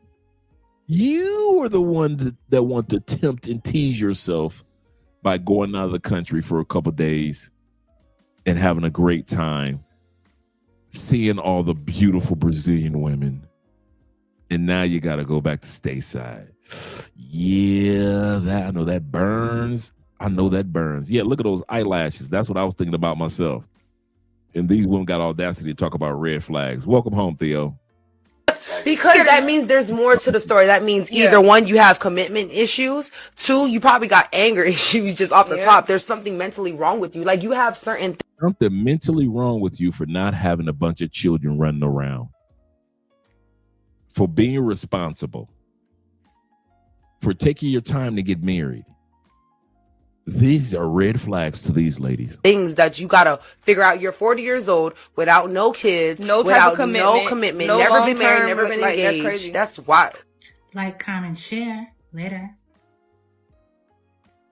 For me, like when I ask a guy, like, what is he passionate about? Like, sometimes it's like going to the gym, and I'm like, okay. Yeah, like anything else? Yeah, I'm like, okay, well, you know what? I don't think that you're for me, but maybe I have a friend for you. You know? Like, you're so cute. You can't make this shit up, man. You can't. You know, like, what's wrong with a dude being passionate about the gym? Like, it's just, this kind of woman does not want to see a man happy. That's it. It's crazy ass expectations in her head, man. But what does she like do for passion? What, makeup? Like, you're gonna do some makeup? Oh, I do makeup and I like to shop. Like, I don't understand this shit, man. I don't understand these stupid interviews. It makes you look so bad. There's so many videos on these interviews of women that they cannot stand to see a man happy. Like, what's wrong with that? I just don't get it. Like, what's wrong with a man being passionate about the gym or fishing or it's a cold game you're playing? Why? Why can't I have that half? Okay, here. But why did you want to give me that to begin with? It's the same thing. It's the same thing. It's literally the same sandwich cut in half. But why didn't you want to give me that one first? I don't care which one you want. Here, you want this one? Take it. No, I want that one now.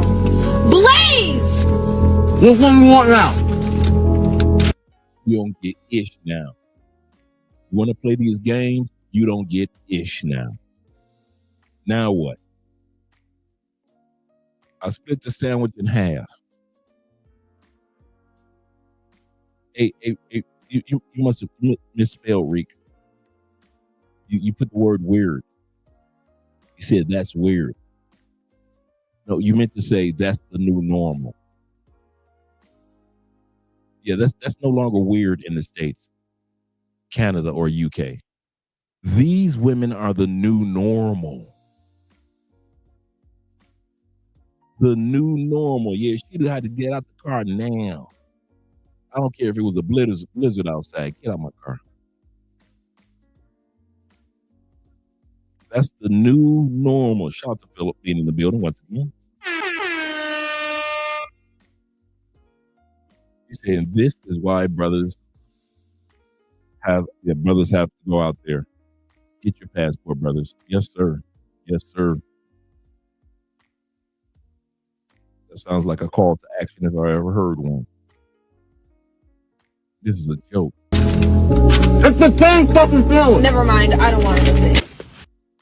Never mind, I don't want it. Yeah, because I'm about to smash these sandwiches. You ain't about to get nothing. Ain't no never mind. I already made that decision for you. Women don't like seeing men be happy. Which is why you notice when you're moving on with your life or you find another girl, she's all up in your DMs, and it's like, yeah, that's because women, they're very egotistical. I'm not saying it's bad, I'm not saying it's good, but what I'm saying is women don't want to see you doing better without them. Me personally, I'm attracted to a man who could do better without me, because it's like, if you're doing worse without me, that's a reflection of me. Like, what type of girl would I be to date a man who cannot regulate his emotions without me? Like, your life is pointless without me. That's a lot, to be honest. So, at the end of the day, women love when men are depressed and broken without them, because it's like, oh, I must be that important. I must be that special. But it's like, wouldn't you want to leave a positive mark on a man's life rather than a traumatizing mark? Because women aren't stupid. They probably know this, because I know this, and I don't take advantage of it. But like, the more you get a man into his emotions, the more that you traumatize him, the more that he's going to remember you.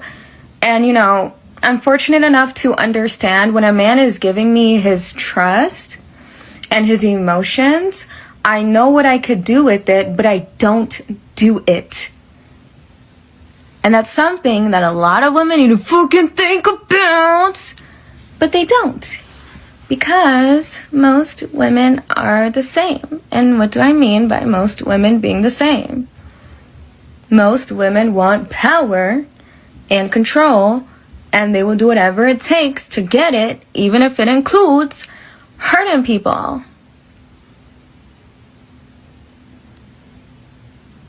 One-on-one coaching is in my bio. Women are scared of happily single men. You want to know why? Let's get into it. Being happily single as a man makes you more appealing. Men that don't need to be in a relationship. Men that have high standards. Men that don't chase women. They chase in purpose. This makes women think, wonder if that man is actually interested in them, and will in turn, y'all listen to this, increase the value of that man and his expressed interest in their minds. Little man in the bathroom enjoying himself. Enjoying himself, ain't bothering nobody. He ain't tearing up nothing. Now watch what the woman in his life does.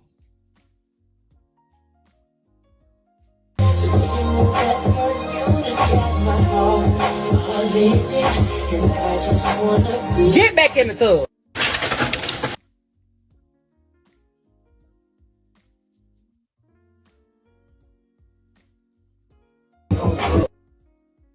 Get back in the tub. Because he's just minding his own business, ain't doing nothing, just being a shorty. You remind me of your dang daddy. Get back in the tub.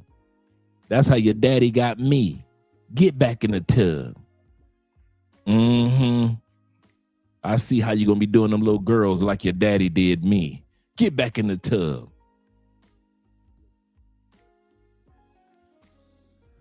I'm about to bring this a little close to home. Some of y'all watch the videos, you think we're talking about women over there, because it's in the videos. No, this channel is the place of truth. These are some of y'all baby mamas, co-workers, sisters, some of our sisters, ex-girlfriends, some of y'all current girlfriends. Some of y'all can't go somewhere.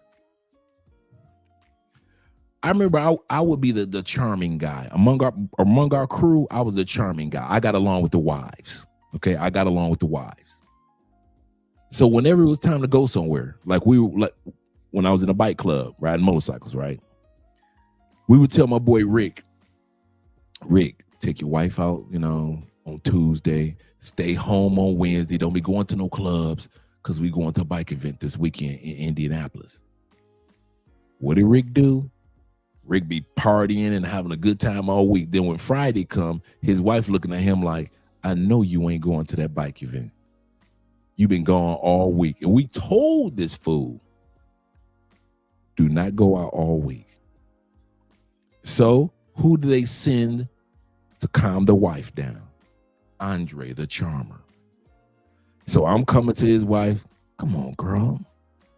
You know I'm going to watch out. I'll watch him. I ain't going to let him get in no trouble. You know you don't want to be stuck in the house with him all weekend anyway. I don't know why you pretend like you want to be stuck with him. Getting on your last nerve. He going to be gone. You going to have peace.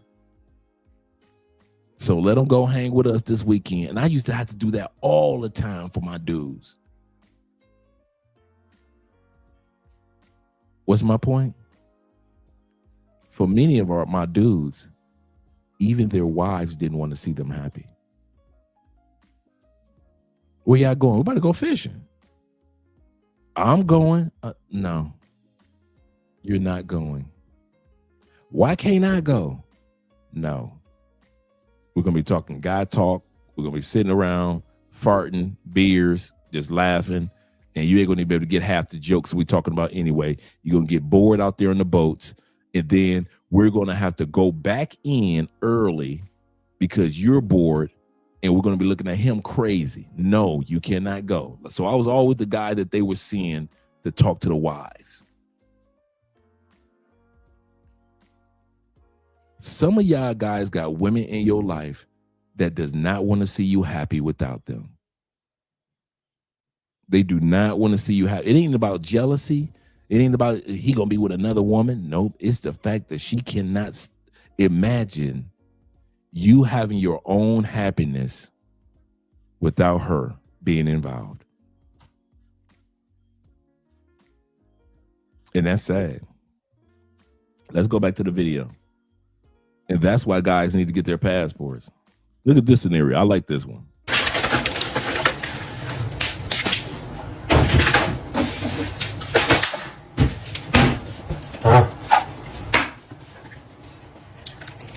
Bam. That man was minding his own business. What did she do? Slapped the little pot that he had in his hand. He was minding his own business. Here she come. You need to get a funnel. He like, okay, cool. We want to play this game? I got you. Thank you for the funnel. Minding his own business. This idea that the black man hates the black woman. Don't nobody hate these hoes. What's going on? Nah, what's going on is that they hate us. They hate us so much that they trying to beat us now. You feel me? And it ain't all black women. It's the social media black women. Cause regular black women ain't even worried about that shit. Like what you think the black women worry about, like how black men hate them and shit like that. Ain't no regular black woman think about that shit. It's these social media hoes that trying to manipulate a motherfucker. They say that shit they say that because they want the nigga they meet, they want them to just automatically love them. Like you want me to come in and shit like with the mentality like, man, she already think niggas hate her. Black men hate her. Listen to me gonna love the bitch and just spoil the taste. Nah, I hate your ass too. Till your ass prove me otherwise. Like, nah, for real, bitch, I hate you too. Until you make me love you. Cause you ain't finna run that game on me, like try to make a nigga love y'all real so a nigga can spoil you. Yeah, bitch, I hate you too. 99% of women do not want you to succeed. When you start doing better, when you start winning, when you lose the weight, when you make more money, they get threatened. They get a fear response. They get, oh shit, he can replace me. He has more options. Oh my God. So they try to humble you. They try to make you fat. We've all seen this. So you have to be ready for this. Most women, when you do better, will only feel the fear of you leaving them and not have the ability to feel the good feeling of being happy for you because they're afraid. For my full dating training, click the link in bio. One of the things that I realized a while ago, society hates to see a man who is 30 and up with no kids, no wife, and just single and happy. They hate to see you traveling the world by yourself. They hate to see you going out to eat by yourself. They hate to see you just enjoying life in general by yourself. They want to see you miserable with a fat wife, working a 9 to 5, doing the everyday, regular routine. They don't want to see you living your best life, but live your best life anyways. When a woman see that you happy without them after she thought you was supposed to be all on her, it bugs them out. Guys, you understand how bad women get mad when you ignore them? This is why a lot of times when women reject you and you move on and you doing your thing and you happy, they get pissed off. They start to hate you because they thought that you were supposed to cry, you were supposed to get all upset. When they see you good with that, they get angry, bro. This is what happens. Just a damn stove! That we both agreed costs too much damn money. Oh, so now I'm getting punished because I went and bought something special for our house? That's right, Joan. Our house. Which means we make decisions together. One of us doesn't run off and does what she wants when she wants it. And the tile I didn't want. Because it matched my towels. And the fancy cabinets. And the new dishes you didn't show me. So I put my foot down for this one thing and you I thought this was a partnership. I thought we made decisions together. I didn't realize you could put your foot down. I'm sorry. The gaslighting. The gaslighting. So you didn't realize that it's a partnership when you were doing your own thing, but as soon as he put his foot down, now it's like, oh, I thought this was a partnership. I didn't realize I was living with a man who had 1950s head of the household issues.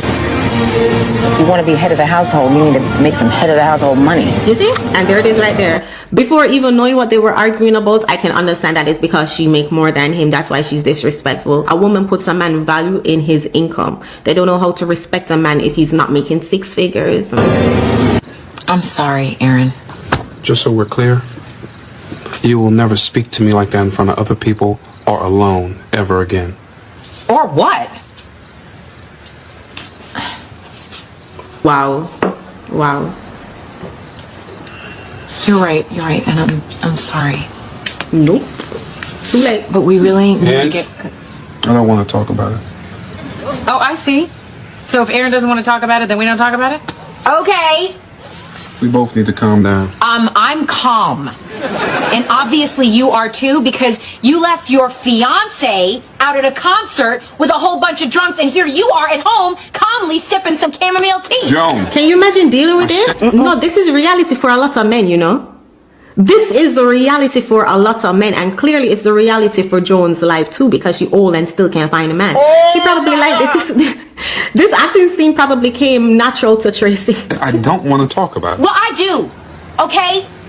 Let's talk about how Aaron gets to put his foot down. You don't know when to stop this. How are y'all still doing this in the States?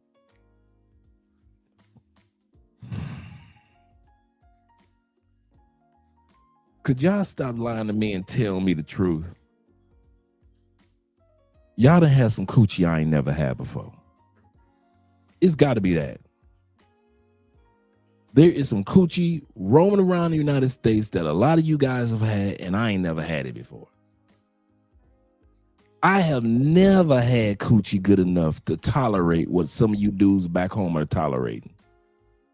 That coochie must be fantabulous. I ain't never had it. I've lived in several states, and I have never had a woman that the sex was just so phenomenal that she could just talk to me all type of craziness. Maybe y'all had it. Because I see a lot of men back in the States putting up with this right here.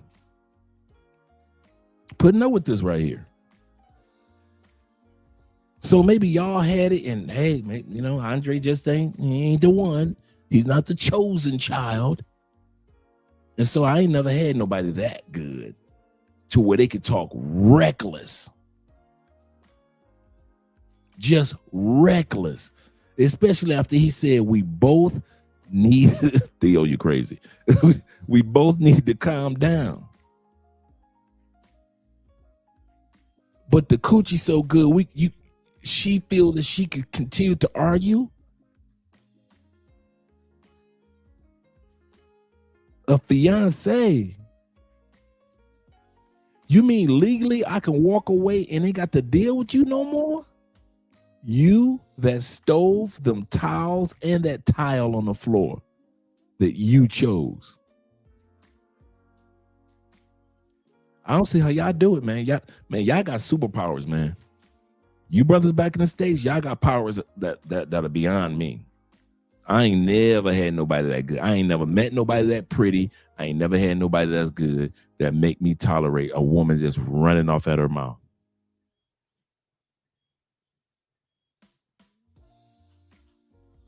When I'm in the States, I'm quiet. That's I'm talking to you dudes. I didn't call nobody. When I was in the States for the conclave in September, I wasn't calling nobody. No female friends in the States. Hey, Andre's back in. If I was not talking to you guys, I was not talking to anybody in the United States. Nobody. I didn't talk to a dog walking down the street, a police officer.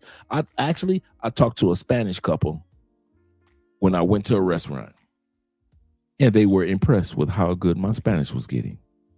Other than that, I ain't talked to nobody. A brother and his family gave my cologne a compliment. He said, brother, hey, we smell you walking by, brother. Man, you smelling good, bruh. And that was it. I don't see how y'all do, man. I wish I would. Yeah, I was miserable on the boat. I mean, I was social, had fun with Richie Mack, you know, the dancing portion, but other than, no, I don't see how y'all do it, bro. Y'all bigger man than me. Y'all got chests made of steel. Cause I ain't built for it no more. Talk about how we don't get to make a move in this house unless Aaron beats his chest and says it's okay. Let's talk about how this is not the relationship that I signed up for. Let's talk about, let's talk about how there is no way in hell that you are getting some right now. You obviously want those. Because you won't be happy till you're the woman and the man in this relationship. Yep. Like, my thing is, it's very sad that this is the reality for a lot of men. However, the simple fact that he's still there. Get to the chopper! Also, too, with her doing this in public, like doing it behind closed door is one thing, but not knowing how to control your emotions in public is cringe to me. Listen, both men and women, when they can't control their emotions, I don't want to be seen in public with nobody who gonna be lashing out over anything at all. I do not care if it's significant or not. If you do not know how to control your emotions. Why are today's women so filled with hatred towards men, yet they will still engage with men for attention and resources? Because women are desperate sometimes. Not me, though. Because everybody needs to survive. Everyone needs to survive, period. But I think it's scarier for women nowadays just because there's a lot of different energies, like male energies. And as a woman, I can say I choose the bear any day. We are way more superior than you guys. Without women, men wouldn't exist. So you guys are actually nothing. Because without us, you're useless. You wouldn't even be born. Okay? And all men. We've been sold throughout human history that because they incubate and give birth, that our contribution in the childbearing doesn't exist. The male chooses whether it's going to be male or female. It's the father that chooses that. Most of the character traits, father. Much of the DNA, father. The seed itself, she can have that incubation egg sitting there her whole life as those eggs die off, of course. But without seed, what's the use of being soil without seed? I mean, it could be the most fertile oil in all of Oklahoma, a fertile soil of all of Oklahoma, right? But if you don't put any seeds in the ground, that soil is obsolete. So it is with women. Women have to realize, thank you for incubating us. But you would not have anything to incubate if it wasn't for us. You would have nothing to incubate. And many of you just have a bunch of empty sperms. I mean, died off sperms from all of the men that have ejaculated over you, or in you, and over you over the past few months anyway. So to sit back and, if it wasn't for us, ladies, you're not even born a lady without the decision of the male. You could have been born as easily being born a male, just as easily, because of the father. The father body dictates, his DNA dictate which XY or XX chromosome you're going to get, not the mom. Everything from eye color to, in many cases, height. The father. Don't let that's the other part about being back in the States, man. You got to listen to all this rigmarole of what we did, what we do, what we did, what we, y'all have fun with that dance, man. Shout to Will. Will says, no matter how much you make a man who has one standards, no matter how much your woman makes, a man who has A, standards, B, or 2, have confidence, and 3, always be willing to walk away without looking back. And I think number 3 is also number 1. That is our power of leverage. The Will is not lying. What makes some men simps is the fact that you don't have the audacity to walk away. The temerity, the gall, the gumption to walk away. And even if you will, there are women that think that you won't, and that's why they can talk reckless to you. Because the last time she did it, you didn't leave, did you? What about the last time she took money out your wallet? Did you leave? You didn't leave, did you?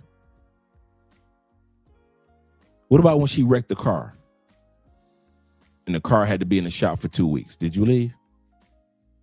You didn't.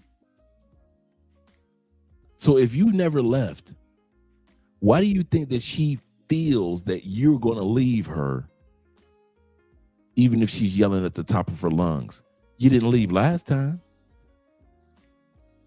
But Dre, you don't understand. The coochie is so good. I get it, bro. I get it. Dre, she suck it so good. I got it. I hear you. But Will is right. If you don't have a standard, and one of those standards is, don't ever think I won't leave you. Andre and I have had this conversation many a day. I'm not one of those guys that'll think that she won't leave, but I emphasize, don't ever think that I won't. We don't push each other's buttons in this household to prove, to see if this person's going to leave. A lot of women in the States, they be pushing you guys buttons to see what you will do, what your reaction is. Let me test his love for me. And you get caught up. So that's why Joan could, even though that's a character on TV, that's why she could talk reckless to that dude, because you ain't going nowhere. Maybe next year you might, but this day, a lot of women know you ain't. And that also works in other countries. If you got you know how feisty Dominican women can be, but not all. I'm not going to say all. But we know that in many cases, Dominican women can come across feisty, correct? Let's be real. If you're willing to stay and tolerate it, that's on you. That's not even on her. That's on you. I want to repeat this. Not all Dominican women fall up under the same umbrella of feistiness, but we know that we've seen enough of our brothers deal with enough feisty women in DR. And one of the reasons why they can be feisty is because you've made it a comfort zone. You've allowed her to be comfortable. You're sitting back with, what do you got in the bank? 25, 30, 40, 50, 60,000 in the bank, huh? You thought you were going to come to DR and be a man that ruled with an iron hand, huh? Because you got all that money in the bank, huh? And as soon as she started speaking Spanish and snapping off at you, you didn't go anywhere. And she realized she had a chump, a simp for a man. And so now the Dominicana, she knows she can snap off anytime she wants, no matter how much money you got sitting in the bank. You're simp enough to stay. And she knows it, and you know it.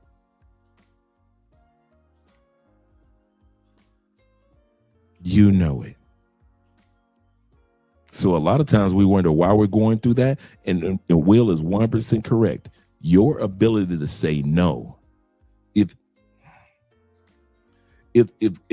there was any superpower that I could grant men that travel, and I mean this, I mean this, and some of you guys can attest to this. If there was any superpower that I would grant you guys who travel, and we've seen guys get drugged, and we've seen guys get deleted, and we've seen guys get hustled. You know what the superpower that I would grant each one of those men? The men that are in the morgue right now, the men that are in the grave in a foreign country right now because they never got the body shit back. The men that got scammed in another country because he thought the woman loved him and she took him for everything. You know what the gift that I would give them? I kid you not. Some of you guys say, common sense, that's not. The superpower, the ability to walk away. Some dudes just don't know how to say no and walk away. There are men in the grave when she said, can my friend come too? And his dumb butt said, yes. And now he's in the grave. There's some guy in Medellin tonight that will get drugged because he didn't know how to say no and didn't know how to walk away. That's the superpower that I wish I could grant every single one of us. If you want to get to good women faster in any country, I kid you not, this is my secret formula. If you want my number one piece of advice on how to get a good woman in any country, I don't care if it's Romania, Lithuania, I don't care if it's Istanbul, I don't care if it's Turkey. The number one tool that's going to get you to good women faster than anything else is having the ability to walk away and the ability to say no. The first person that you meet in a new country is not going to be the one. Okay, so you already know if it's not the first person, that means until I meet the right person, I'm going to have the ability to say no to quite a few women and say I'm walking away from quite a few women. Even if after you smashed them and had sex and the sex was good. Some women are just good in foreign countries for intimacy. Just like there are women that are good in the United States just for intimacy. You know she's not relationship material. You know she's not marriage material, but she got a fat butt and she can work that mouth, right? Come on, let's be real. Let's be real. There are women in the United States that many of us know she fine as can be, but her attitude is so ugly. I'm not stupid. I will sex her a few times, but after that, I'm done. There is no way she's going to a Christmas party with me at work. There is no way I'm taking her to a mosque or temple or church on Sunday. That is never going to happen. But you're not stupid enough not to hit it. I've had a few baddies that I knew the moment I met them. You will never, ever meet one of my friends. But yeah, you can come over late at night and I beat that coochie up a couple times. I knew straight out the gate, and you do know it too. You got women that you've been intimate with. You knew there was no way you would show her off in the daytime. I've had some baddies, bruh, that never saw the light of day next to me ever. I met them at night. We talked on the phone at night. I sexted them at night and kicked them out. We never do. Literally, I have never been next to that person with the sunlight coming out. It was like vampires. I've never been next. Some of you guys can attest to what I'm talking about because you're going through the Rolodex of your mind now. Like, wait a minute, I've had women like that. That I met her at night at a club or a bar or a lounge or a hookah lounge or a cigar bar or at a festival at night or in the mall in the evening after 6 o'clock. We talked on the phone at night when we both got off work. When she finally came over to my spot or I went over to her spot in the evening. Every time I sexted her, it was in the evening. I've never seen this woman in the daytime. Some of you guys are just like me. There are people that you've had in your life. You never even wanted to be around them. You didn't even want the sun to know that they were in your life. You didn't even want the sun to know that they were in your life. And I'm not talking about some fat chick. I'm talking about some professional, Miss Career, Miss 5-bedroom house on the other side of the city.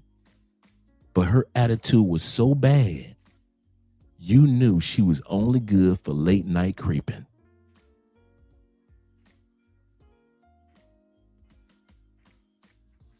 It's the same thing overseas, fellas. Some of these ladies are good for intimacy, but they ain't good for daytime. Some of the ladies that you're going to meet overseas, guys, they are great when the sun comes down, but they are not built for sun up. And you trying to walk around with some of these ladies during the daytime and everybody looking at you like you crazy. You wonder why you feeling awkward because she was not made for the light. She's trash. She's good enough for intimacy, but her attitude makes her trash. Not her looks, not that behind, not that Colombian accent, that Paisa accent. That's not the bad part. That attitude is so trash that some of you dudes do not know how to walk away. So if there's any gift that I could give you guys for your birthday, for Christmas, for Hanukkah, doesn't matter. The number one gift that I would give all men that got a passport, I kid you not. TSA, that's a cool gift. But the number one gift that I would give you is the ability to say no and the ability to walk away.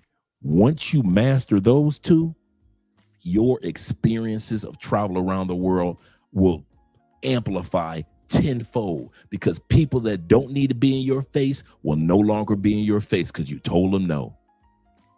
And the ones that were in your face, you told them, I'm gone. You walked away with ease. And so some of you guys will sit back and be like, man, she got green. You walked away from the green-eyed bandit?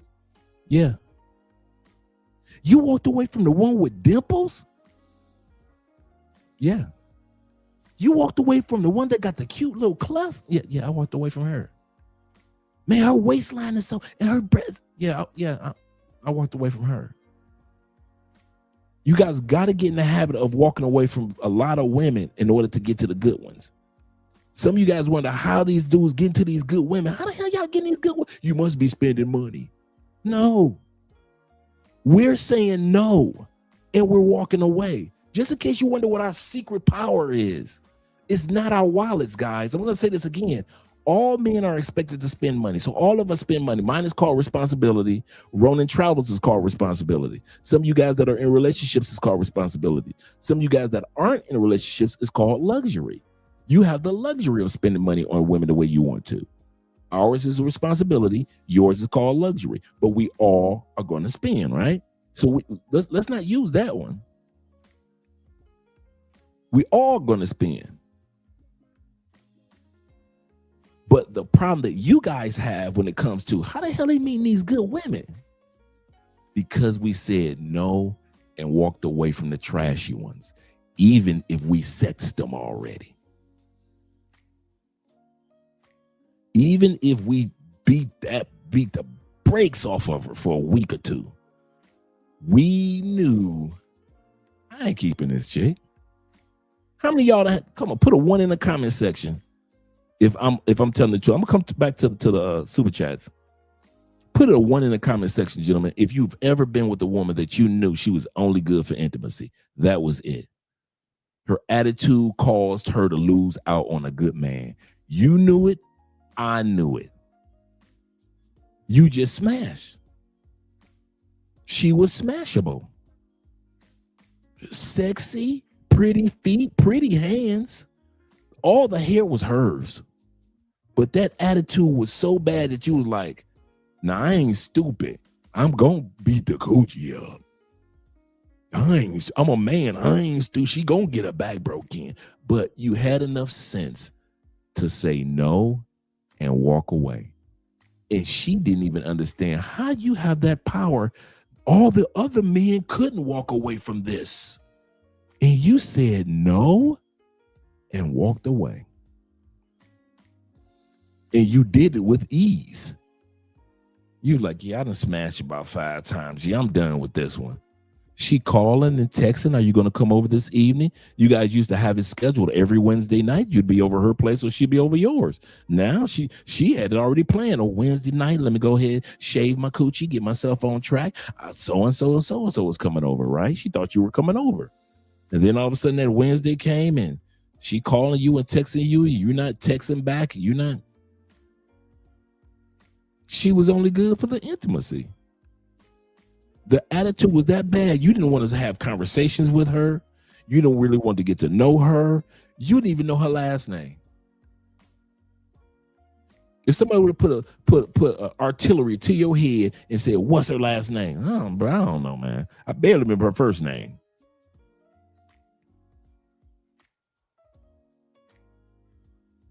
In order to get to the good women in other countries, you're going to have to say no and walk away from a lot of women. That's just the makeup of it. So if you guys think that we're doing something different in order to get our women, the only thing that we did is exactly what I just told you. It's that simple. No, no, no, yes, no, no, yes, yes, no, no. That's all we did. There were way more no's than yeses. There were way more that got smashed. No, you're not going to be around. You just got smashed. Don't get it twisted. No, no, yes, I want to get to know you. Yes, I want to get to know you. No, no, no, no, no, no. That's how we did it. How you meet the good women, Andre? Say no to the bad ones. Smash some of the bad ones, but say no to the bad ones.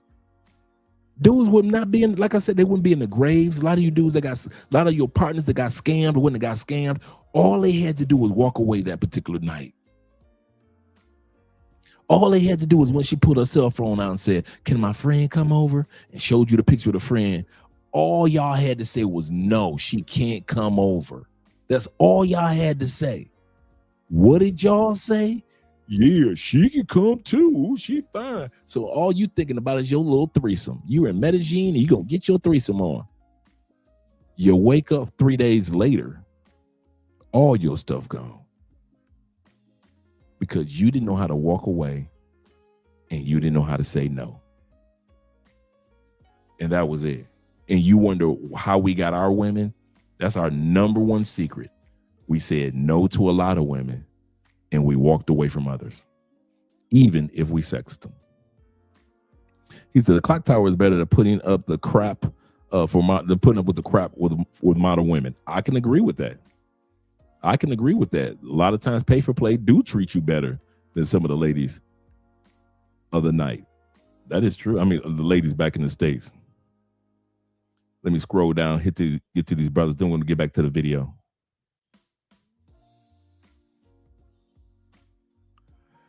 My man Tori says this. Say, brother Andre, he say, hope. We went right there.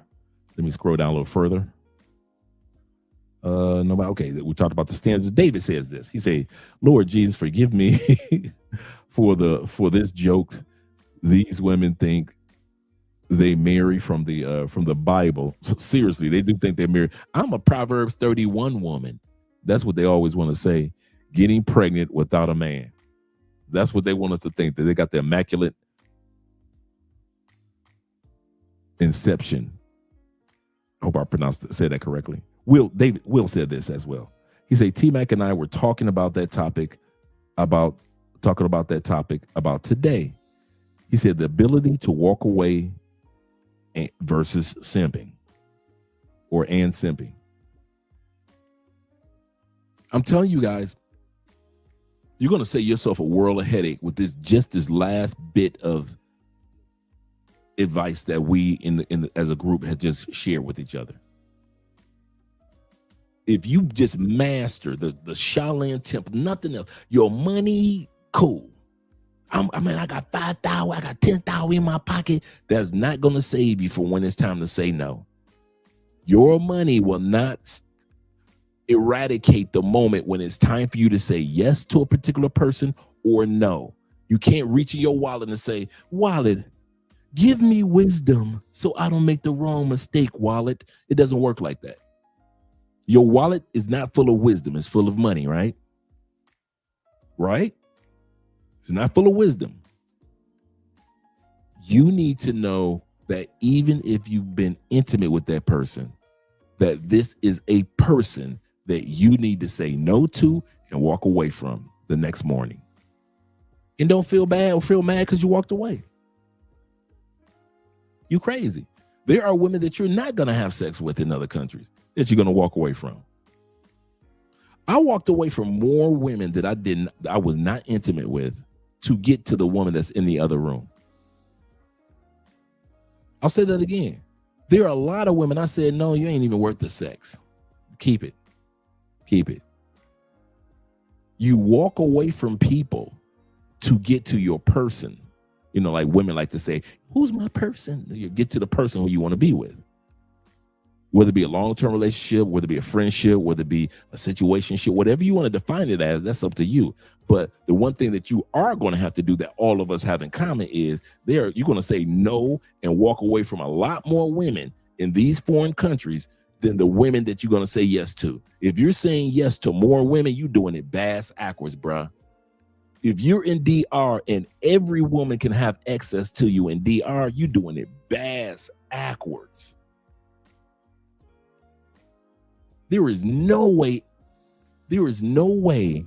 that you land in a country and if you make $30,000 a year, you're the top 10 to 20% tile economically in that country, and any radio Dominican can have access to you just like a quality Dominican can have access to you. You doing it bass backwards, bruh. You are in the top 10%ers of most of the countries we go to.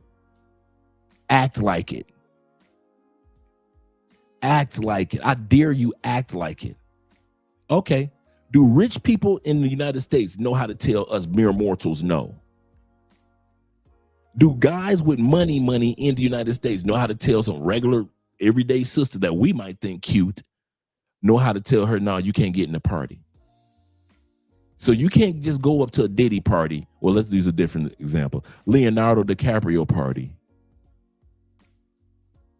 And just get in. Your woman can't do that. No matter how fine you think your woman is, your woman might not be fine enough to get into the club in Miami. They got to tell her no. Ain't that right? With ease and not feel bad about it, won't they? Well, if we're so used to hearing no in the States, what makes you think that you won't have to say no a lot to a lot of women outside of the States? Now, if you're not looking for a good woman, have at it, fellas. Have fun. I'm not talking to you. This is Love Crossing Borders, Andre and Andrea. We talk about solidified relationships on this channel. So if you're just a pay-for-play dude, nothing wrong with that. Nothing wrong with that. But this channel is not dedicated to you. This channel is dedicated to the serious dudes, right? Like I said, you might be in a situationship, cool. Relationship, cool. Marriage, cool. No matter what it is, it's serious to you. And I'm seriously letting you know, the only way you're going to get to the right one for you in your situationship or marriage or girlfriend, whatever it may be, live in, whatever it may be, you're going to have to say a lot of no's, bruh.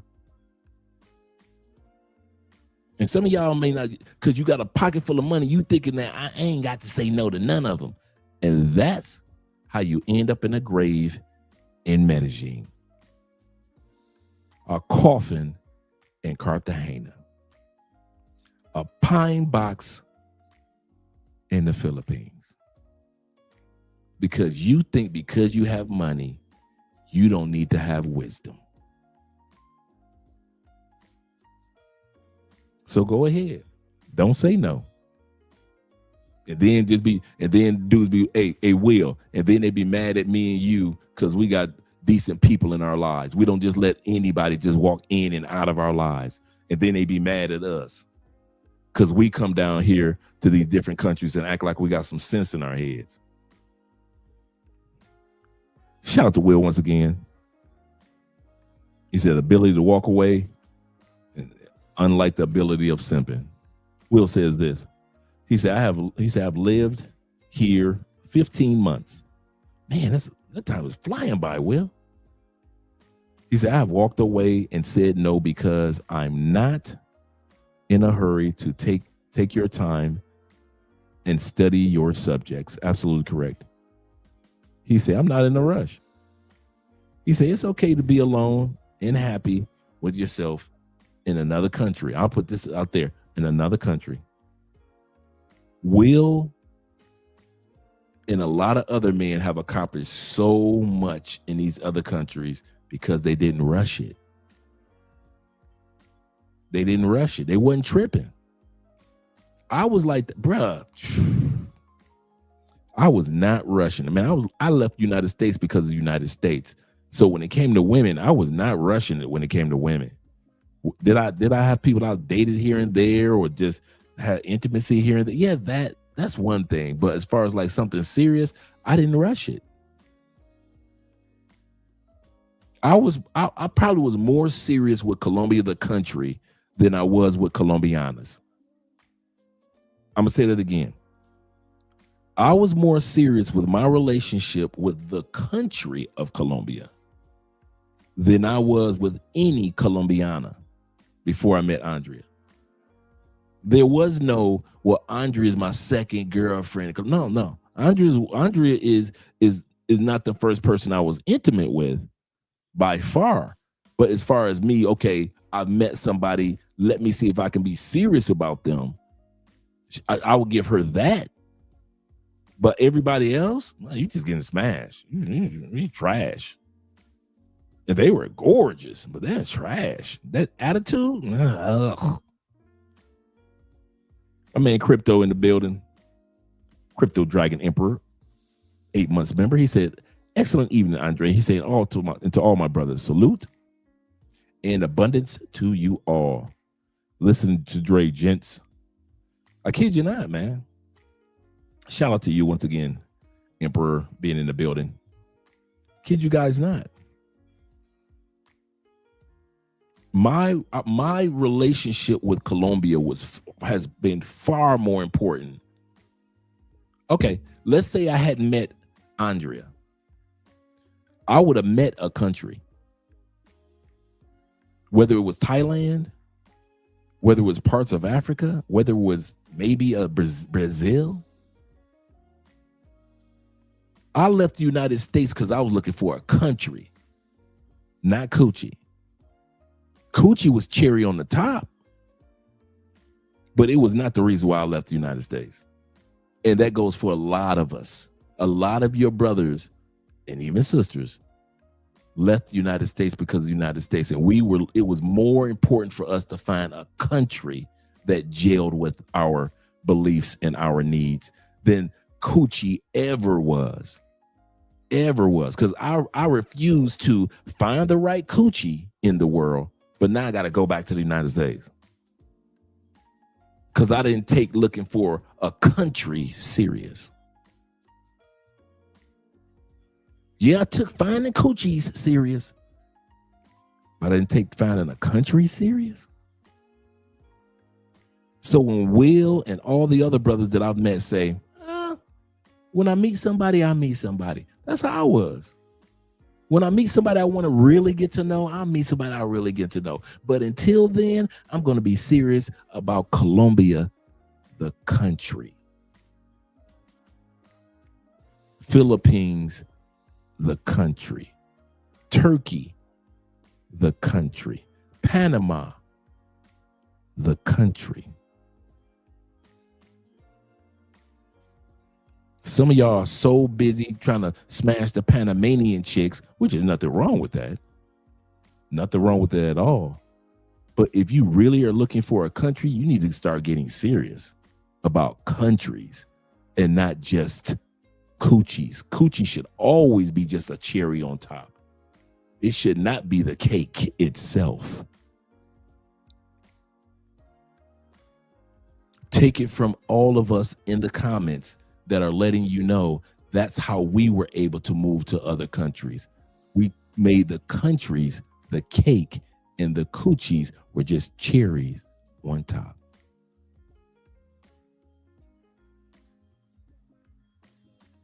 Let's get back to the video, because tonight's episode is dedicated to the ladies that just are not happy with the fact that we're happy.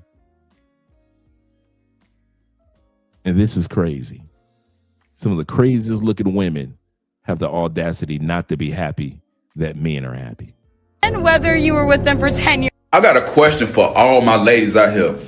Truly, why do y'all hate to see men happy? Soon as a man start playing the game, y'all all up in his face. Soon as he decide he want to go hang out with the fellas, y'all super duper mad, want to sit in the house all day while y'all go out and get drunk and do all type of foolishness.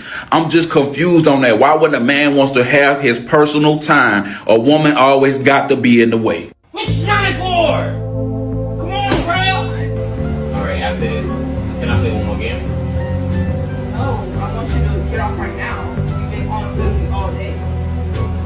Can we just 30 minutes? No, I want you to get off now. You've been on literally all day. Wait, just unplug me. Or if you want, I could really just unplug it. No, you don't do that. Come on. I could really unplug Don't do it. that. Don't do that. What you need to ask me for? What you mean? I don't unplug your game because you acting like you can't get off right.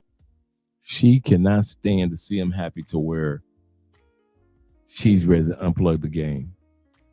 I'm not a gamer. And my boy Sean D. Upshaw used to always hear me give little snide remarks about gaming because I didn't understand it, you know? Until Sean started telling me the stories of the fellowship of gamers. Some of you guys have been just hanging out with your gamer crew so long that some of the guys have gotten married. And you've been happy for the guys on the other side of the country. And he said, hey, I can't be there this week because I'm getting married. You've got gamer friends that have graduated college or got a new job. Some of you guys got gamer friends that have met their wives in gaming. What's my point? I understand gaming now is not just about the game itself, but it's about the fellowship, the network, the friendship, the people of peace in gaming, just like we have as travelers. Just like we have as travelers. They may not travel by way of passports and plane tickets, but they can put their headphones on and travel and network with people all over the country or all over the world, just like we do. But I didn't understand that before. No, I've never played any of the games. I'm just not a gamer type dude, right? I'm a reader. But Sean, shout out to Sean D. Upshaw, the Upshaw family, start telling me about the stories that they have and the stories of just little things that the guys have experienced with each other, of being with in this gaming with each other for 6-7 years of gaming with each other, and how each other's lives have changed. And then there are times when you can just, hey, listen, bruh, it may just be two people playing, and you guys can talk about something that's serious on each other's minds while you're gaming. And so now I have a different respect and understanding for when I see a scenario like this, when the guy is just trying to have peace with his gaming friends, and his hater girlfriend or lady friend doesn't understand, because there was a time when I didn't understand. And if she took a few moments out to ask him, why are you always on the game? Like I asked Sean, just like Sean explained to me, it's not about the game only, Dre. The game is a small segment now. It's the networking and you know, alleviating stress as your fellow game players are doing the same thing, and we're laughing together and we're getting to know each other. And I've been knowing these people for years. I didn't know all that was taking place in gaming. Now my respect for gaming is completely different. But this young lady, she's going to find out the hard way, like many women. The thing is, why are you acting like that? I'm not acting like that. You want me to look it? Because I'll do that. But it's not that serious. Okay. What are you doing? It's not that serious. Don't hug it. It's not that serious. It's not that serious. No. Well, don't tell me that. What you gonna do? Don't tell me that. What you gonna do? It's me. Babe, for real, bro. I don't care.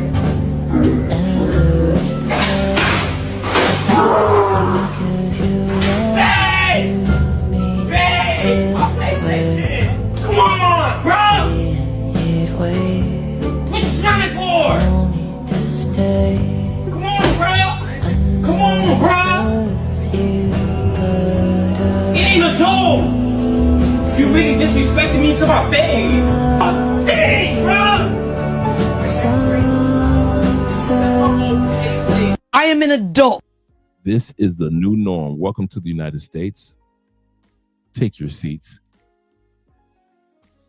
The adventures will begin as the plane lands. This is the new normal. I'm bringing that back. You thought I was going to show that one time? I just want y'all to see how women don't want y'all to be happy. Okay. What are you doing? Don't hug it. No. Well, don't tell me that. What you gonna do? Don't tell me that. What you gonna do? It's me. Babe, for real, bro. I don't care.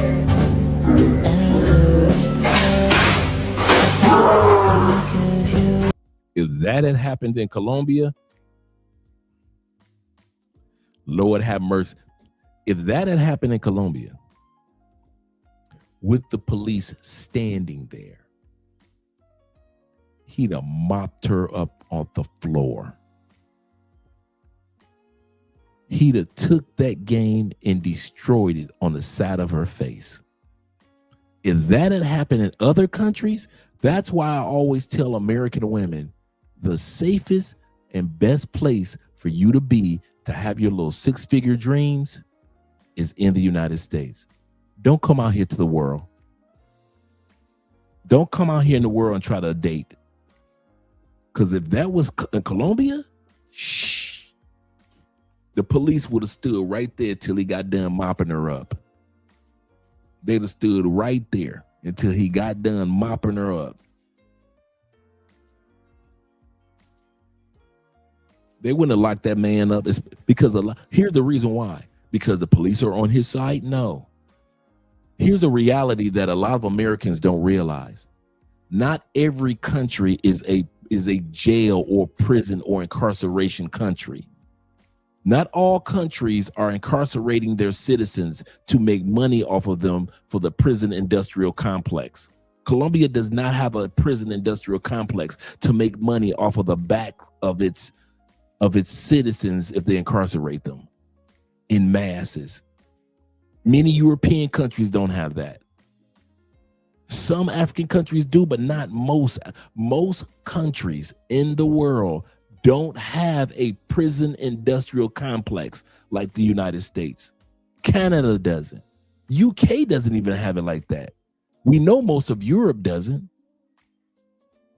No country is making billions off of incarcerating their own people like the United States.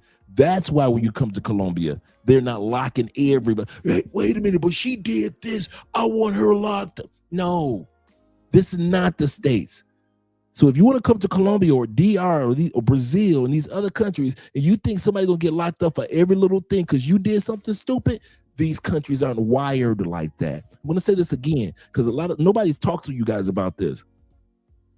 A lot of countries are not incarceration wired. They're not set up like that.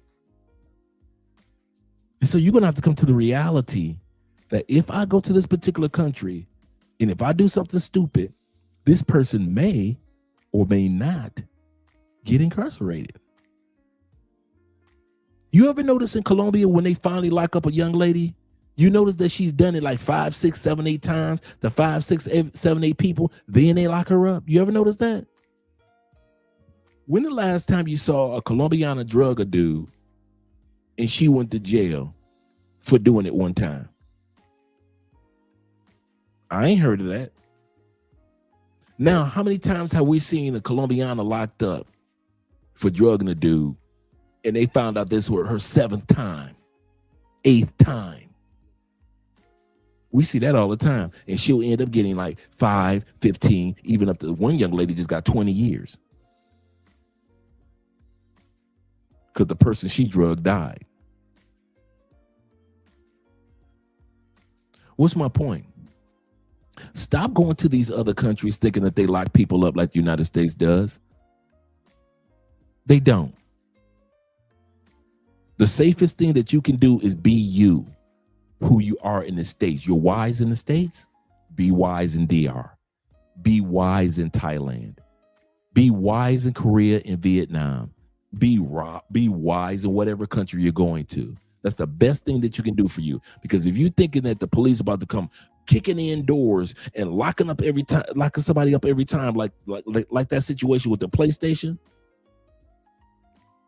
the police would have stood there and watched him mop her up. Especially if they would have saw her break that man game. They'd have literally stood there.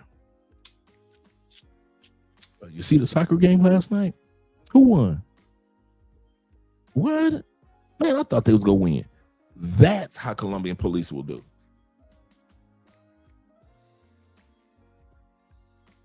Don't think street justice happens only outside in the street. Colombia is set up, and these men in the comment section can attest to this. Colombia is set up whenever something happens. You know what they'll say? In the States, they'll be like, why did he do that? It was horrible. He shouldn't have touched her. Colombia and a lot of other countries are set up like this. When the police come, they're going to say this. What did she do? Even my wife talks like that. They find out that the female got deleted. Cloud. Andrea say, what did she do to get deleted? Why they choose her to get deleted?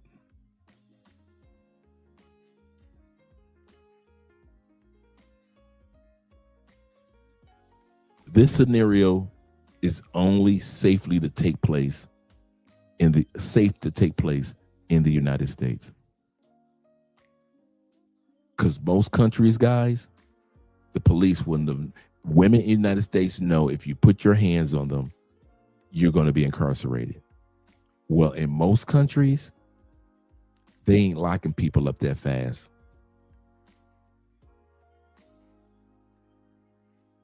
This is sad. Yep, David, actions have consequences. Hey! Come on, bro! What you trying for? Come on, bro! Come on, bro! It ain't a toll! You really disrespected me to my face. Dang, bro. I am an adult. Video games are for children. Wow. And so me in dating, I would rather you have a hobby that's not video games. Something that I would rather you have a hobby of going to the gym. You're going to tell me about my video games, but you look like you can lose a quick 30. You want to tell me about my video games, but you know you need to be at the local Planet Fitness, LA Fitness, or anything that rhymes with fitness.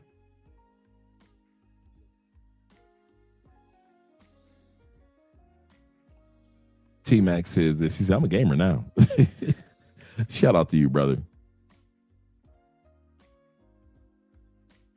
He said, I lived in Japan. He said, but I still pick Colombia to live in long term after 41 other countries. Violent crimes are less in Colombia than in the United States. A lot of people don't realize that. He said, don't say that, Dre. She doesn't need to lose 30 pounds. She needs to lose about 100. 'Tis true, my friend. 'Tis true. I guess I was being too nice. enlightens you. You don't think video games do that at all? I mean, I ain't gonna hold you. My favorite video game growing up, it was Frogger. So I'm just helping a frog cross That the street. track. Hold on, Oh my God. All arguments invalid. Frogger? Of all the amazing games out. I got another Frogger. one. I got another one. Grand Theft Auto. GTA's one of your all-time favorites? Grand Theft Auto. Before you decided to keep this going as a grown man. Right. Which I have made very, very lucrative for myself. And by the way, were you always a gamer? I grew up playing games like Final Fantasy VII, you don't know it. Kingdom Hearts 2, you don't know it. No. Mega Man X, which I went and got him iced out here, you don't know it. Mortal Kombat. Still Fighter. Name one Mortal Kombat character. Thank you. Dang shame. Niggas with no kids act like stuck up bitches. I swear to God. She's mad. I can tell you why. A lot of women hate a man who knows his value, who knows his worth.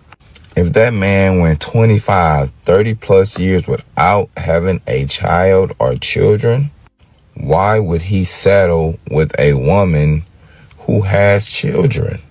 Now, don't get me wrong. If a man wants to do that, it's no problem. It's your life. Live it. But if you ask me my advice, I'm going to tell you as a man, don't be with that woman with children if you don't have a child. Why play dad when you can actually find a woman with no children and actually start a family and be a dad? Anytime a man don't agree with what women say, or don't act like a real man, by their definition, they have one tactic and one tactic only. And that's shaming you. Because it's not like they can beat your ass. So let me shame him. Let me shame them into doing what I want them to do. And the weak men will fold by their shaming tactics. But a headstrong man who really stand on his beliefs don't care what nobody say. Don't care about the shaming tactics.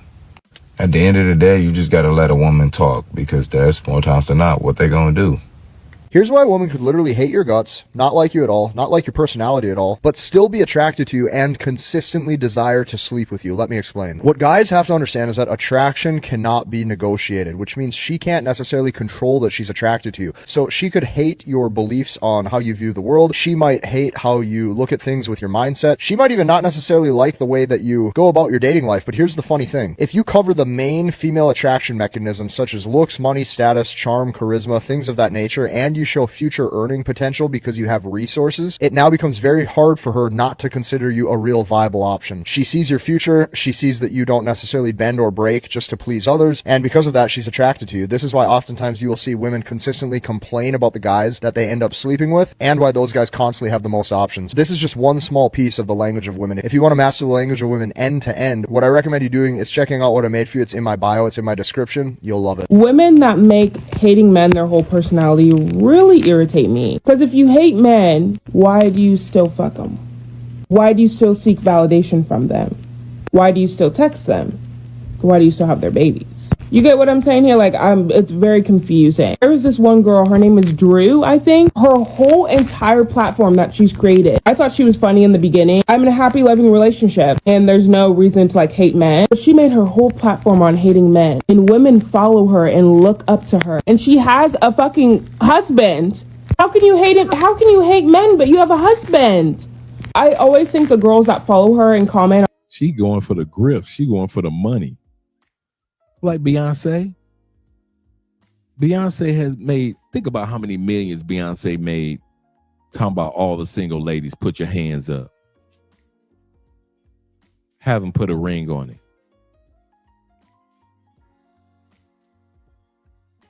This woman married. Cardi B talking about, I don't cook, I don't clean.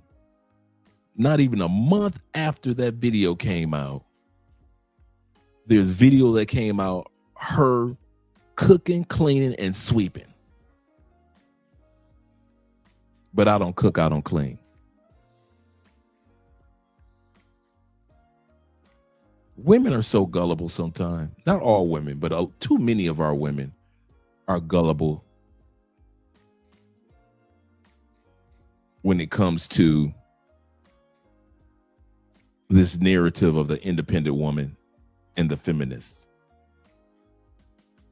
These women are married, getting millions upon millions of dollars. Same thing with Nicki Minaj. Nicki Minaj can come out with them songs and them women gonna still cheer it on. And this woman is married. Once the Beyonce song goes off, these women will still be lonely. These women will still be lonely. Yellow Dog, Cardi B, drug and robbed some dudes. Absolutely correct. In her past stripper life. Yeah, and her husband put that video out for real of her sweeping and cleaning. Talking about I don't clean, I don't sweep. Her husband put that right on out there. are like delusional because she has a husband. She does not hate men. She's tricking you guys. But anyways. What's wrong with black men today? They're all headed in the same direction. This is a crisis. We have to stop the passport bros. Yes, absolutely. Whatever you say, I'll start posting right now. Listen up, family. The media assault on black men is nothing new. It's familiar, predictable, and almost at this point procedural. When one black man does something wrong, all black men should answer for it. Let's remember the rule. When one black man does something, we talk about it like it's all of them. But what if most of them are just building families here or abroad? That story doesn't travel well. When one black man does something exceptional, he becomes an individual, an exception, never a representative. That formula has been running for decades. And now that same framing is being recycled with a new label, the Passport Bros. Man, I'm tired of these passport bros always acting like they better than everybody. Traveling everywhere, talking about Brazil. Man, it's over for them. Ain't nothing wrong with that right here. Passport bros, always passport bros. They travel, they laugh, they look relaxed, and somehow that's supposed to be normal? Now, let's slow this down a little bit for the people in the back of the room. Passport Bros is not an organization. There's no membership cards. There's no leadership structure. There's no central office, despite what some YouTubers and feminist-leaning media outlets might suggest. There is no Passport Bro headquarters hidden inside the airport. It's time. You made it. Men, we take over the world! Yet, when one individual commits a crime overseas, certain outlets rush to grab the nearest trending word and staple it to the story, because outrage travels faster than facts. He said he's no longer a passport bro. That's what he just told me. The definition that people are saying about passport bros, I'm not with all that. Remember, this isn't about one person. We frame it as all of them. But he keeps saying he's not a passport bro. He's been very clear about it. Doesn't matter what he says. If we say he's a passport bro, then that's what he is. Men of all ethnic backgrounds travel. Men of all ethnic backgrounds date internationally. But the Passport Bros label became widely visible after it was popularized by black men. And history tells us what happens next. When something becomes culturally influential and associated with black men, it's either commodified or criminalized. And when neither works fast enough, it gets defamed. Suddenly, an internet term becomes a moral panic. Tonight, a growing threat. Authorities say this is how it starts. More on the so-called Passport Bros after the break. A lifestyle becomes a label, and a label becomes a weapon. This is not journalism, it's framing. Ha, I'll just label them all the same. This will stop them from traveling. This will stop them from enjoying life.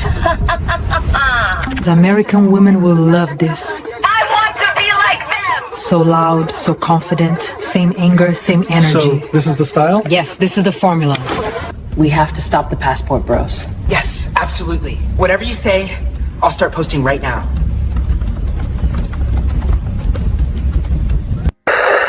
Something's wrong with black men today. They're all headed in the same direction. This is a crisis. And here's where it gets even more complex. Because this framing doesn't just come from the outside. After decades of negative imagery, those narratives just don't disappear. They get absorbed, repeated, sometimes even enforced by black men themselves. Gotta get my passport. Come home. Man, it's over for these Passport Bros. Over. They done ruined everything, man. Always talking about Brazil, Colombia, traveling. Like everybody supposed to leave the country. Ain't nothing wrong with staying right here. Man, I'm sick of these Passport Bros, bro. Always talking about traveling, women overseas like they better than everybody. They think they special because they got a passport. Ain't nothing wrong with staying right here. Passport Bros ruin everything, man. You see, growing up in the West, black men are exposed to constant messaging that their independence is suspicious, their masculinity is dangerous, and their choices need explanation. Hey, listen, y'all brothers need to stay right here. Be stepdad, be responsible, deal with our attitudes. That's what real men do. You don't just get to travel around smiling and enjoying life. Happiness is earned, and some of y'all trying to skip the assignment. Over time, that kind of conditioning creates division. Not because black men are predisposed to it, but because constant scrutiny trains people to police themselves before anyone else does. Shit, Passport Bros and BMT, they are a criminal organization and must be stopped. Again! So now, if you're a man traveling, you can be labeled a passport bro by default. A passport bro. Huh? You're a passport bro. No, you're a passport bro. And you're a passport bro. Everybody's a passport bro because I say so. Ah! Not because of what you did, but because the media decides who the label fits. The label stretches to fit the story, not facts, not context, just convenience. Criminal behavior should always be addressed individually. Labels don't commit crimes. People do. You can feel it. I can feel the power. Something's wrong with black men today. They're all headed in the same direction. This is a crisis. But as you know, Passport Bros are all about solutions. You see, there's a shift. Things are changing. For the first time in a long time, black men now control media. We're not waiting to be filtered. We're not waiting to be approved. Content creators like Phil and Vi's show, O'Shea Duke Jackson, Coach Greg Adams, whether you agree with them or not, they represent something different. Ownership, independence, and perspective. They don't all say the same thing. They don't all think the same way. And that's the point. Balance doesn't come from silence. It comes from many voices, not one approved narrative. That's how the pendulum swings. Not overnight and not through outrage. This isn't about replacing one narrative with another. It's about restoring balance. Journalism without racialism, accountability without scapegoating, facts without filters. So in closing, this is a brand new day. This is the internet. It's 2025. We control our own narratives now. We won't be silenced. We won't be lied on. This is not the 1800s where you got one newspaper for the whole country. If people want the smoke, we're going to bring the smoke back to them. If they want to frame us, we're going to frame them. That's what's going on in 2025. It's Passport Bros up and beyond. We're not running from nobody. It's an ideology. It's a mindset. And this ain't the plantation no more. We keep moving. You know, it's really interesting watching the losers back home try to rebrand themselves as Passport Bros or Passport Men. Like, I'm glad that you guys have found community with each other. However, that is not what the rest of the world calls you. Not true.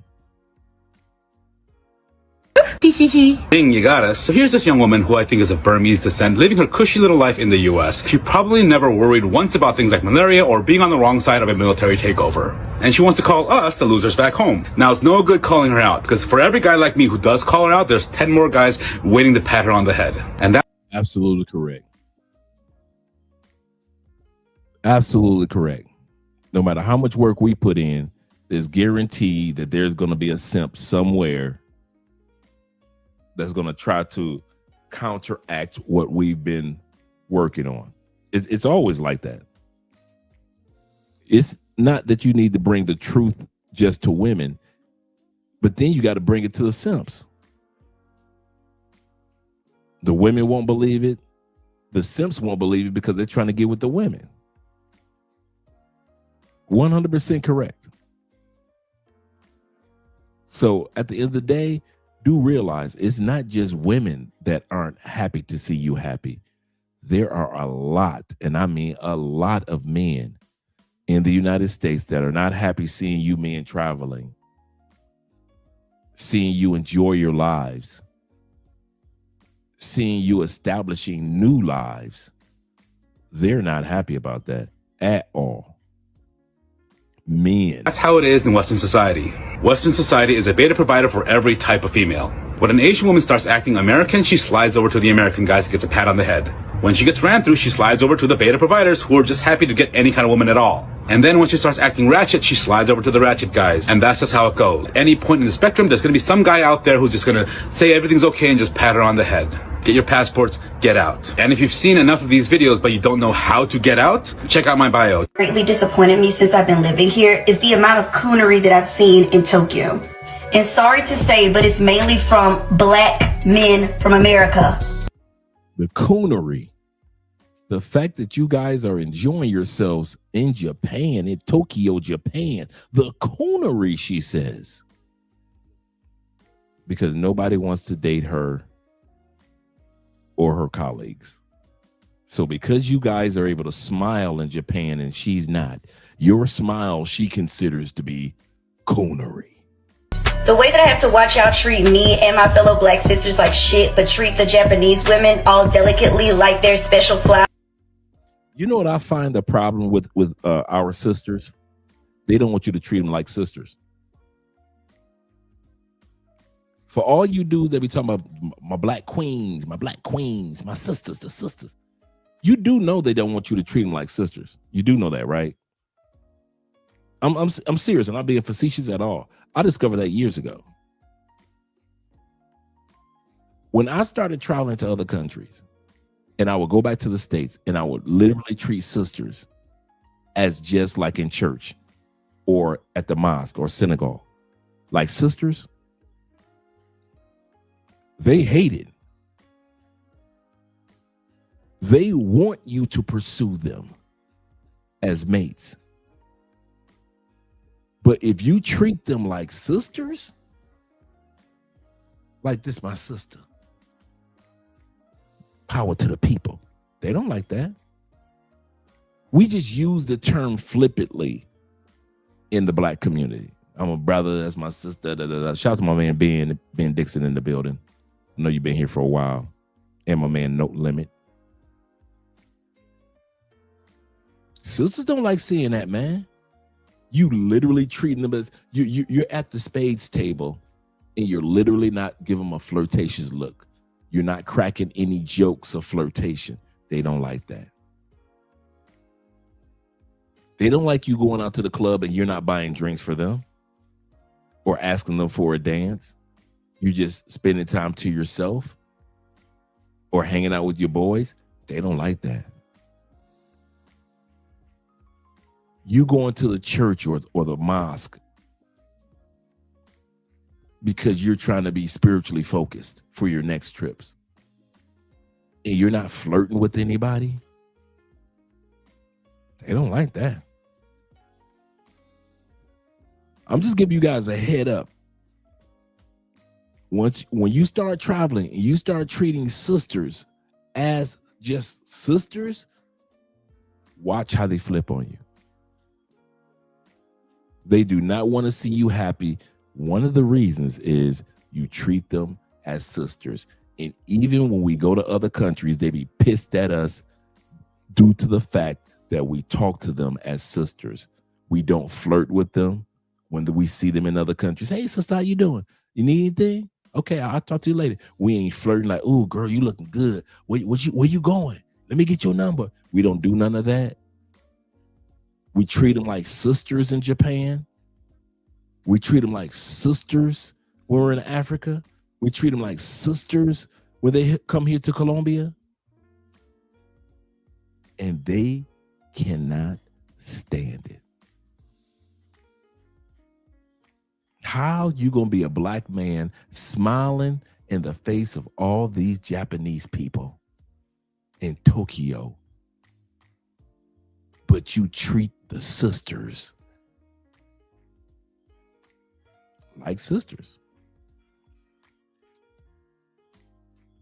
Yeah, she's not a bad looking young lady, but you're just a sister. You're not a bad person. You just in the wrong country at the wrong time. Go back home. If you're looking for relationships, ladies, I've said this on other podcasts. If you're looking for relationships, other countries is not the place to be for a black American woman. It's not the place to be. You need to go back home. Outside of the United States, you're going to be treated like a sister. And they hate it. Yes, they do. They hate that. You're going to be treated and respected like a sister. You cannot say that the brothers are disrespectful. They cussing us out. No, they are ignoring you. And that's what got you upset. The fact that these black men are ignoring you. How dare they? Descent, living her cushy little life in the US. She probably never worried once about things like malaria or being on the wrong side of a military takeover. And she wants to call us the losers back home. Now it's no good. Starts acting American, she slides over to the American guys and gets a pat on the head. When she gets ran through, she slides over to the beta providers who are just happy to get any kind of woman at all. And then when she starts acting ratchet, she slides over to the ratchet guys. And that's just how it goes. Any point in the spectrum, there's going to be some guy out there who's just going to say everything's okay and just pat her on the head. Get your passports, get out. And if you've seen enough of these videos but you don't know how to get out, check out my bio. Greatly disappointed me since I've been living here is the amount of coonery that I've seen in Tokyo. And sorry to say, but it's mainly from black men from America. The way that I have to watch y'all treat me and my fellow black sisters like shit, but treat the Japanese women all delicately like they're special flowers is insane. The amount of times that I've met black men from America who give people the N-word here is crazy. I recently went to a club and this black guy was asking me how my experience is here dating, and I was telling him, and then he was like, well, I'm in heaven here because, you know, they like fetishize us, so they be worshiping us and doing whatever the fuck we want, so I'm in heaven. What? No. Yeah, he told you the truth. You told him your truth. He accepted it. He told you his truth. And now you're upset and making crazy faces. He told you the truth. He didn't lie to you. He didn't fabricate it. He let you sit back and tell your version. And you said that, hey, it's not as good as it was in the States. And he said, you know what? Hey, I understand. And then he said, for me and the brothers down here, we are wanted. I know you see I froze that on purpose right there. We are wanted. Because that facial expression that she's making is synonymous to how a lot of them feel in their hearts when they go to Thailand and nobody's effing with them. When they come to Colombia and nobody's effing with them. When they go to Brazil and nobody's effing with them. That's what got them so upset. And to end it all, just like what T-Mac said, she should just go back home. Or the black men that'll be talking to me, and then when we get done, they're like, I enjoyed the conversation. You're so cool. I love black women. I worship black women. I wish there was more in Tokyo. And then we'll go over to their Japanese girlfriend and then talk shit about. No, the problem is you assume that he's going over to his girlfriend and talk shit about you. You're assuming that. They love to have the bear. Bring him on the airplane. Absolutely correct, Theo. Good call. Good call. On another note, gents, make sure y'all take advantage of the market retracting itself in the crypto space. This is true. I've been following that too. This is true. It's crazy. It's crazy how these ladies actually think that because we, say it's nice meeting you, sister, I'll see you later, and we walk away. We don't try to get their numbers. We don't try to sleep with them. They think that we are doing something horrible for treating them like sisters. And that's why I say sisters do not want men to treat them like sisters anymore. About us. When black American men get over here, the coonery be on 10. Y'all need to pipe down because they do not give a fuck about y'all. Something that has greatly disappointed me since I've been living here. I'm gonna start coming to men and be like, do you have your passport? Did you get your shots? If you want to come with J Bell to America. Do you have your passport? Did you get your shots? Girl, would you like to come back with Rob to America? Rob should have stayed where he was while you playing. Rob should have stayed where he was. All this fame, all this money, 30 years in jail. Hopefully he gets out before then. 30 years in jail when all you had to do was keep your butt out of the country. Let it all die down. You got Russell Simmons back in New York hanging out because he let it all die down. I think R. Kelly's estate. I think, R. Kelly's was state and Diddy's was federal case. America. Ladies, stop hanging around women that can't stand the sight of another man being happy. There are women that exist like that, dog. Them hoes be miserable. And they have such bad luck with damn men that they can't stand the sight of a man being happy. A nigga happy just irritate her damn soul. Little do she know she been the problem in every relationship she been in. It ain't never been the damn men. Never, not one of them. Done always been her unhealed, traumatized ass. Them be the main ones that if you go out and get a man and he treating you right and you come to her and tell her all the stuff that he doing for you, she gonna be hating on your ass. She gonna try to sabotage your relationship. Girl, Was it fed? I didn't know it was fed. Thanks for letting me know. ain't shit. He just like the rest of them. He gon' cheat. Watch what I tell you. Them be the type of hoes sending you evil eye on the low, doing separation spells behind the damn scenes, hoping you and him don't work out cause she miserable. That's why I tell women, man, if you get a man that's worth the damn, don't tell nobody. Don't tell nobody. Not even your homegirls, especially your home. If she's single, don't tell her. If she married and she or she in a relationship and she unhappy, don't tell her. Cause that hoe gonna wanna see what's up with him. If you bragging about how good the dick is, she gonna wanna see what it's hitting on. If you bragging about how good he treat you, she gonna wanna see what he hitting for. Find out if you must. Absolutely correct. Shout out to all you guys that are here for this particular live stream. Yes, sir. Oh yeah, he's down in MCC. You're correct. He's at MCC Chicago. You're absolutely correct. Absolutely correct. Thanks for correcting me, gentlemen. You said I got those ISO certification coins. Oh yeah, that's what's up. Let me write that down. Make sure I get a hold of a couple of those tonight.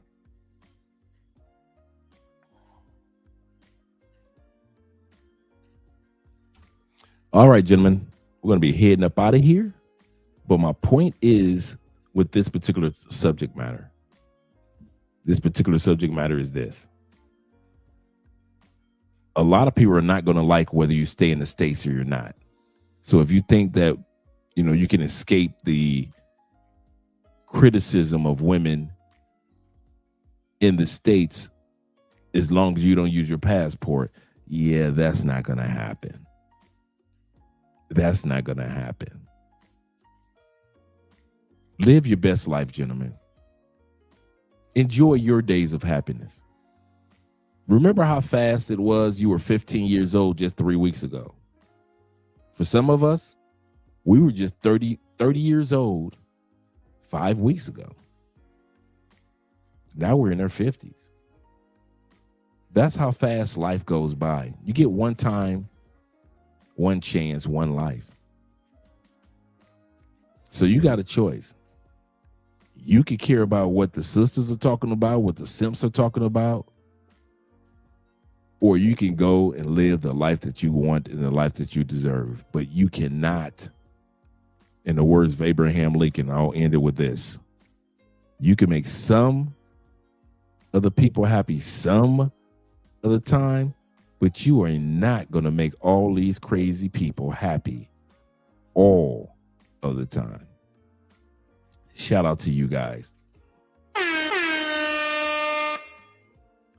He said, Dre, everything that you be saying in these lives made more sense when I got to South America. Absolutely correct. I'm glad you had fun too. I'm glad that when you came down here, everything became more solidified. He said, Dre, are we going to do Super Bowl party? Yes, we are. In Cali, we're going to be at Rico Richie's like we do every year, ever since they opened. So I usually get the Ricos right around. Okay, we're going to be going to church. Then after church, I'll be going to Rico Richie's right after church service, because we go to the 9 o'clock service. So it gives me a chance to come back, get dressed, blah blah blah, and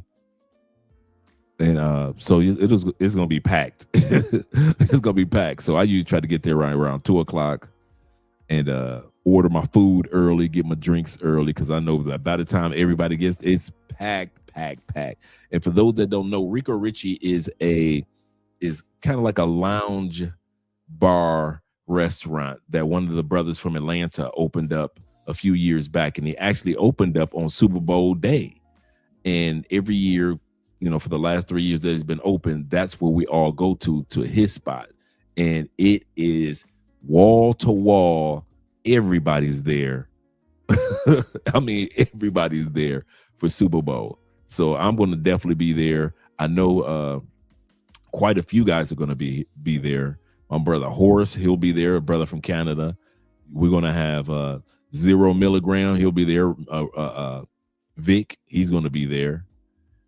My man George is going to be there. So it's going to be quite a few guys. So I'll be reaching out to guys to let them know, hey, Super Bowl weekend next week. So to let the guys know. Yes, sir. Ben Dixon said that. He said, do it for you, brothers. He said, not for anyone else. Absolutely correct. Whatever you got planned that you want to do in life, do it for you, not for anybody else. The other frogs in the boiling water bounce. Absolutely correct. Absolutely correct. Yeah. That's a good way of putting it. It's like a black expat cheers, because you never know who you're going to walk in there and meet. That is so true. That's what Rico Richie is like. That's what it's like. Shout out to my brother Doug, who is the proprietor of Rico Richie. My brother Kim says this.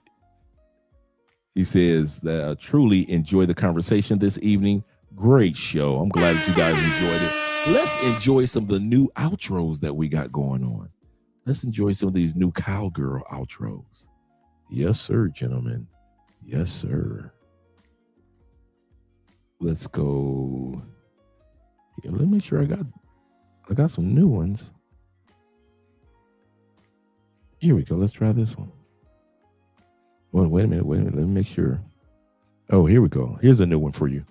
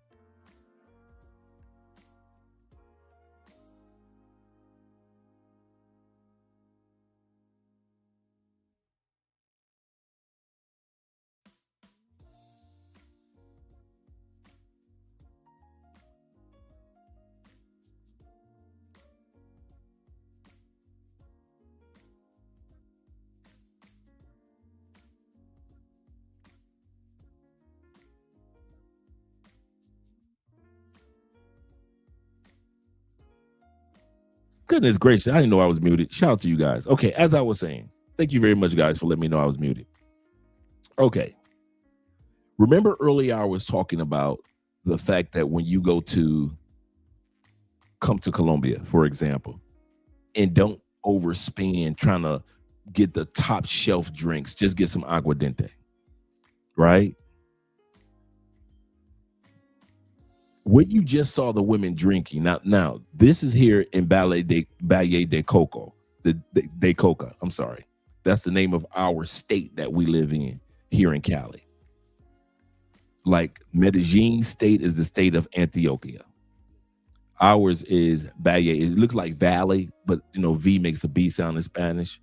So ours is Valle de Coca. That's the name of our state, Valle de Coca. We have our own version of aguardiente that you saw those ladies drinking, just like Medellin has its own version of aguardiente.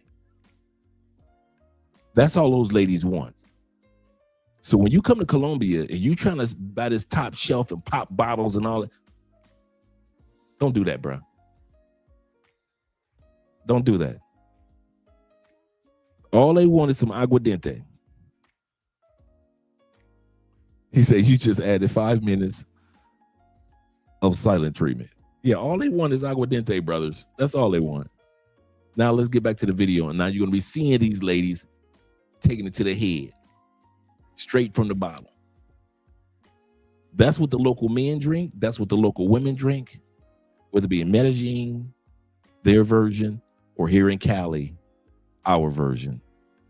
But don't think that you guys got to come to Colombia and be balling to impress these ladies. You ain't gonna get the coochie no faster than what the local Colombian dude was gonna get it. Now, let us get back to the video. Let's bring that beat back.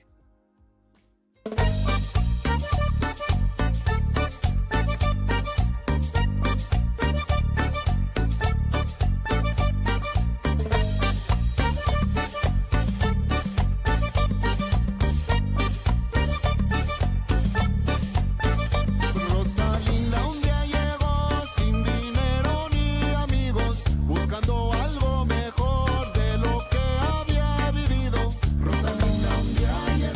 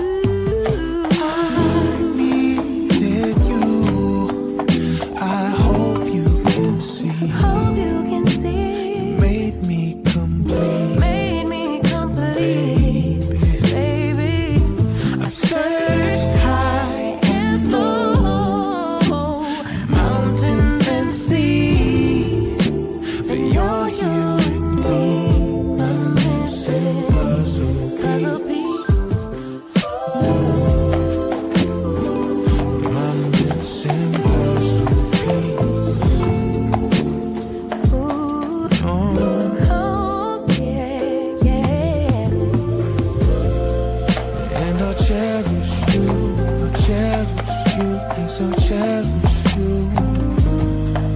No matter when you come, I'ma stay with you, stay with you, I'ma stay with you.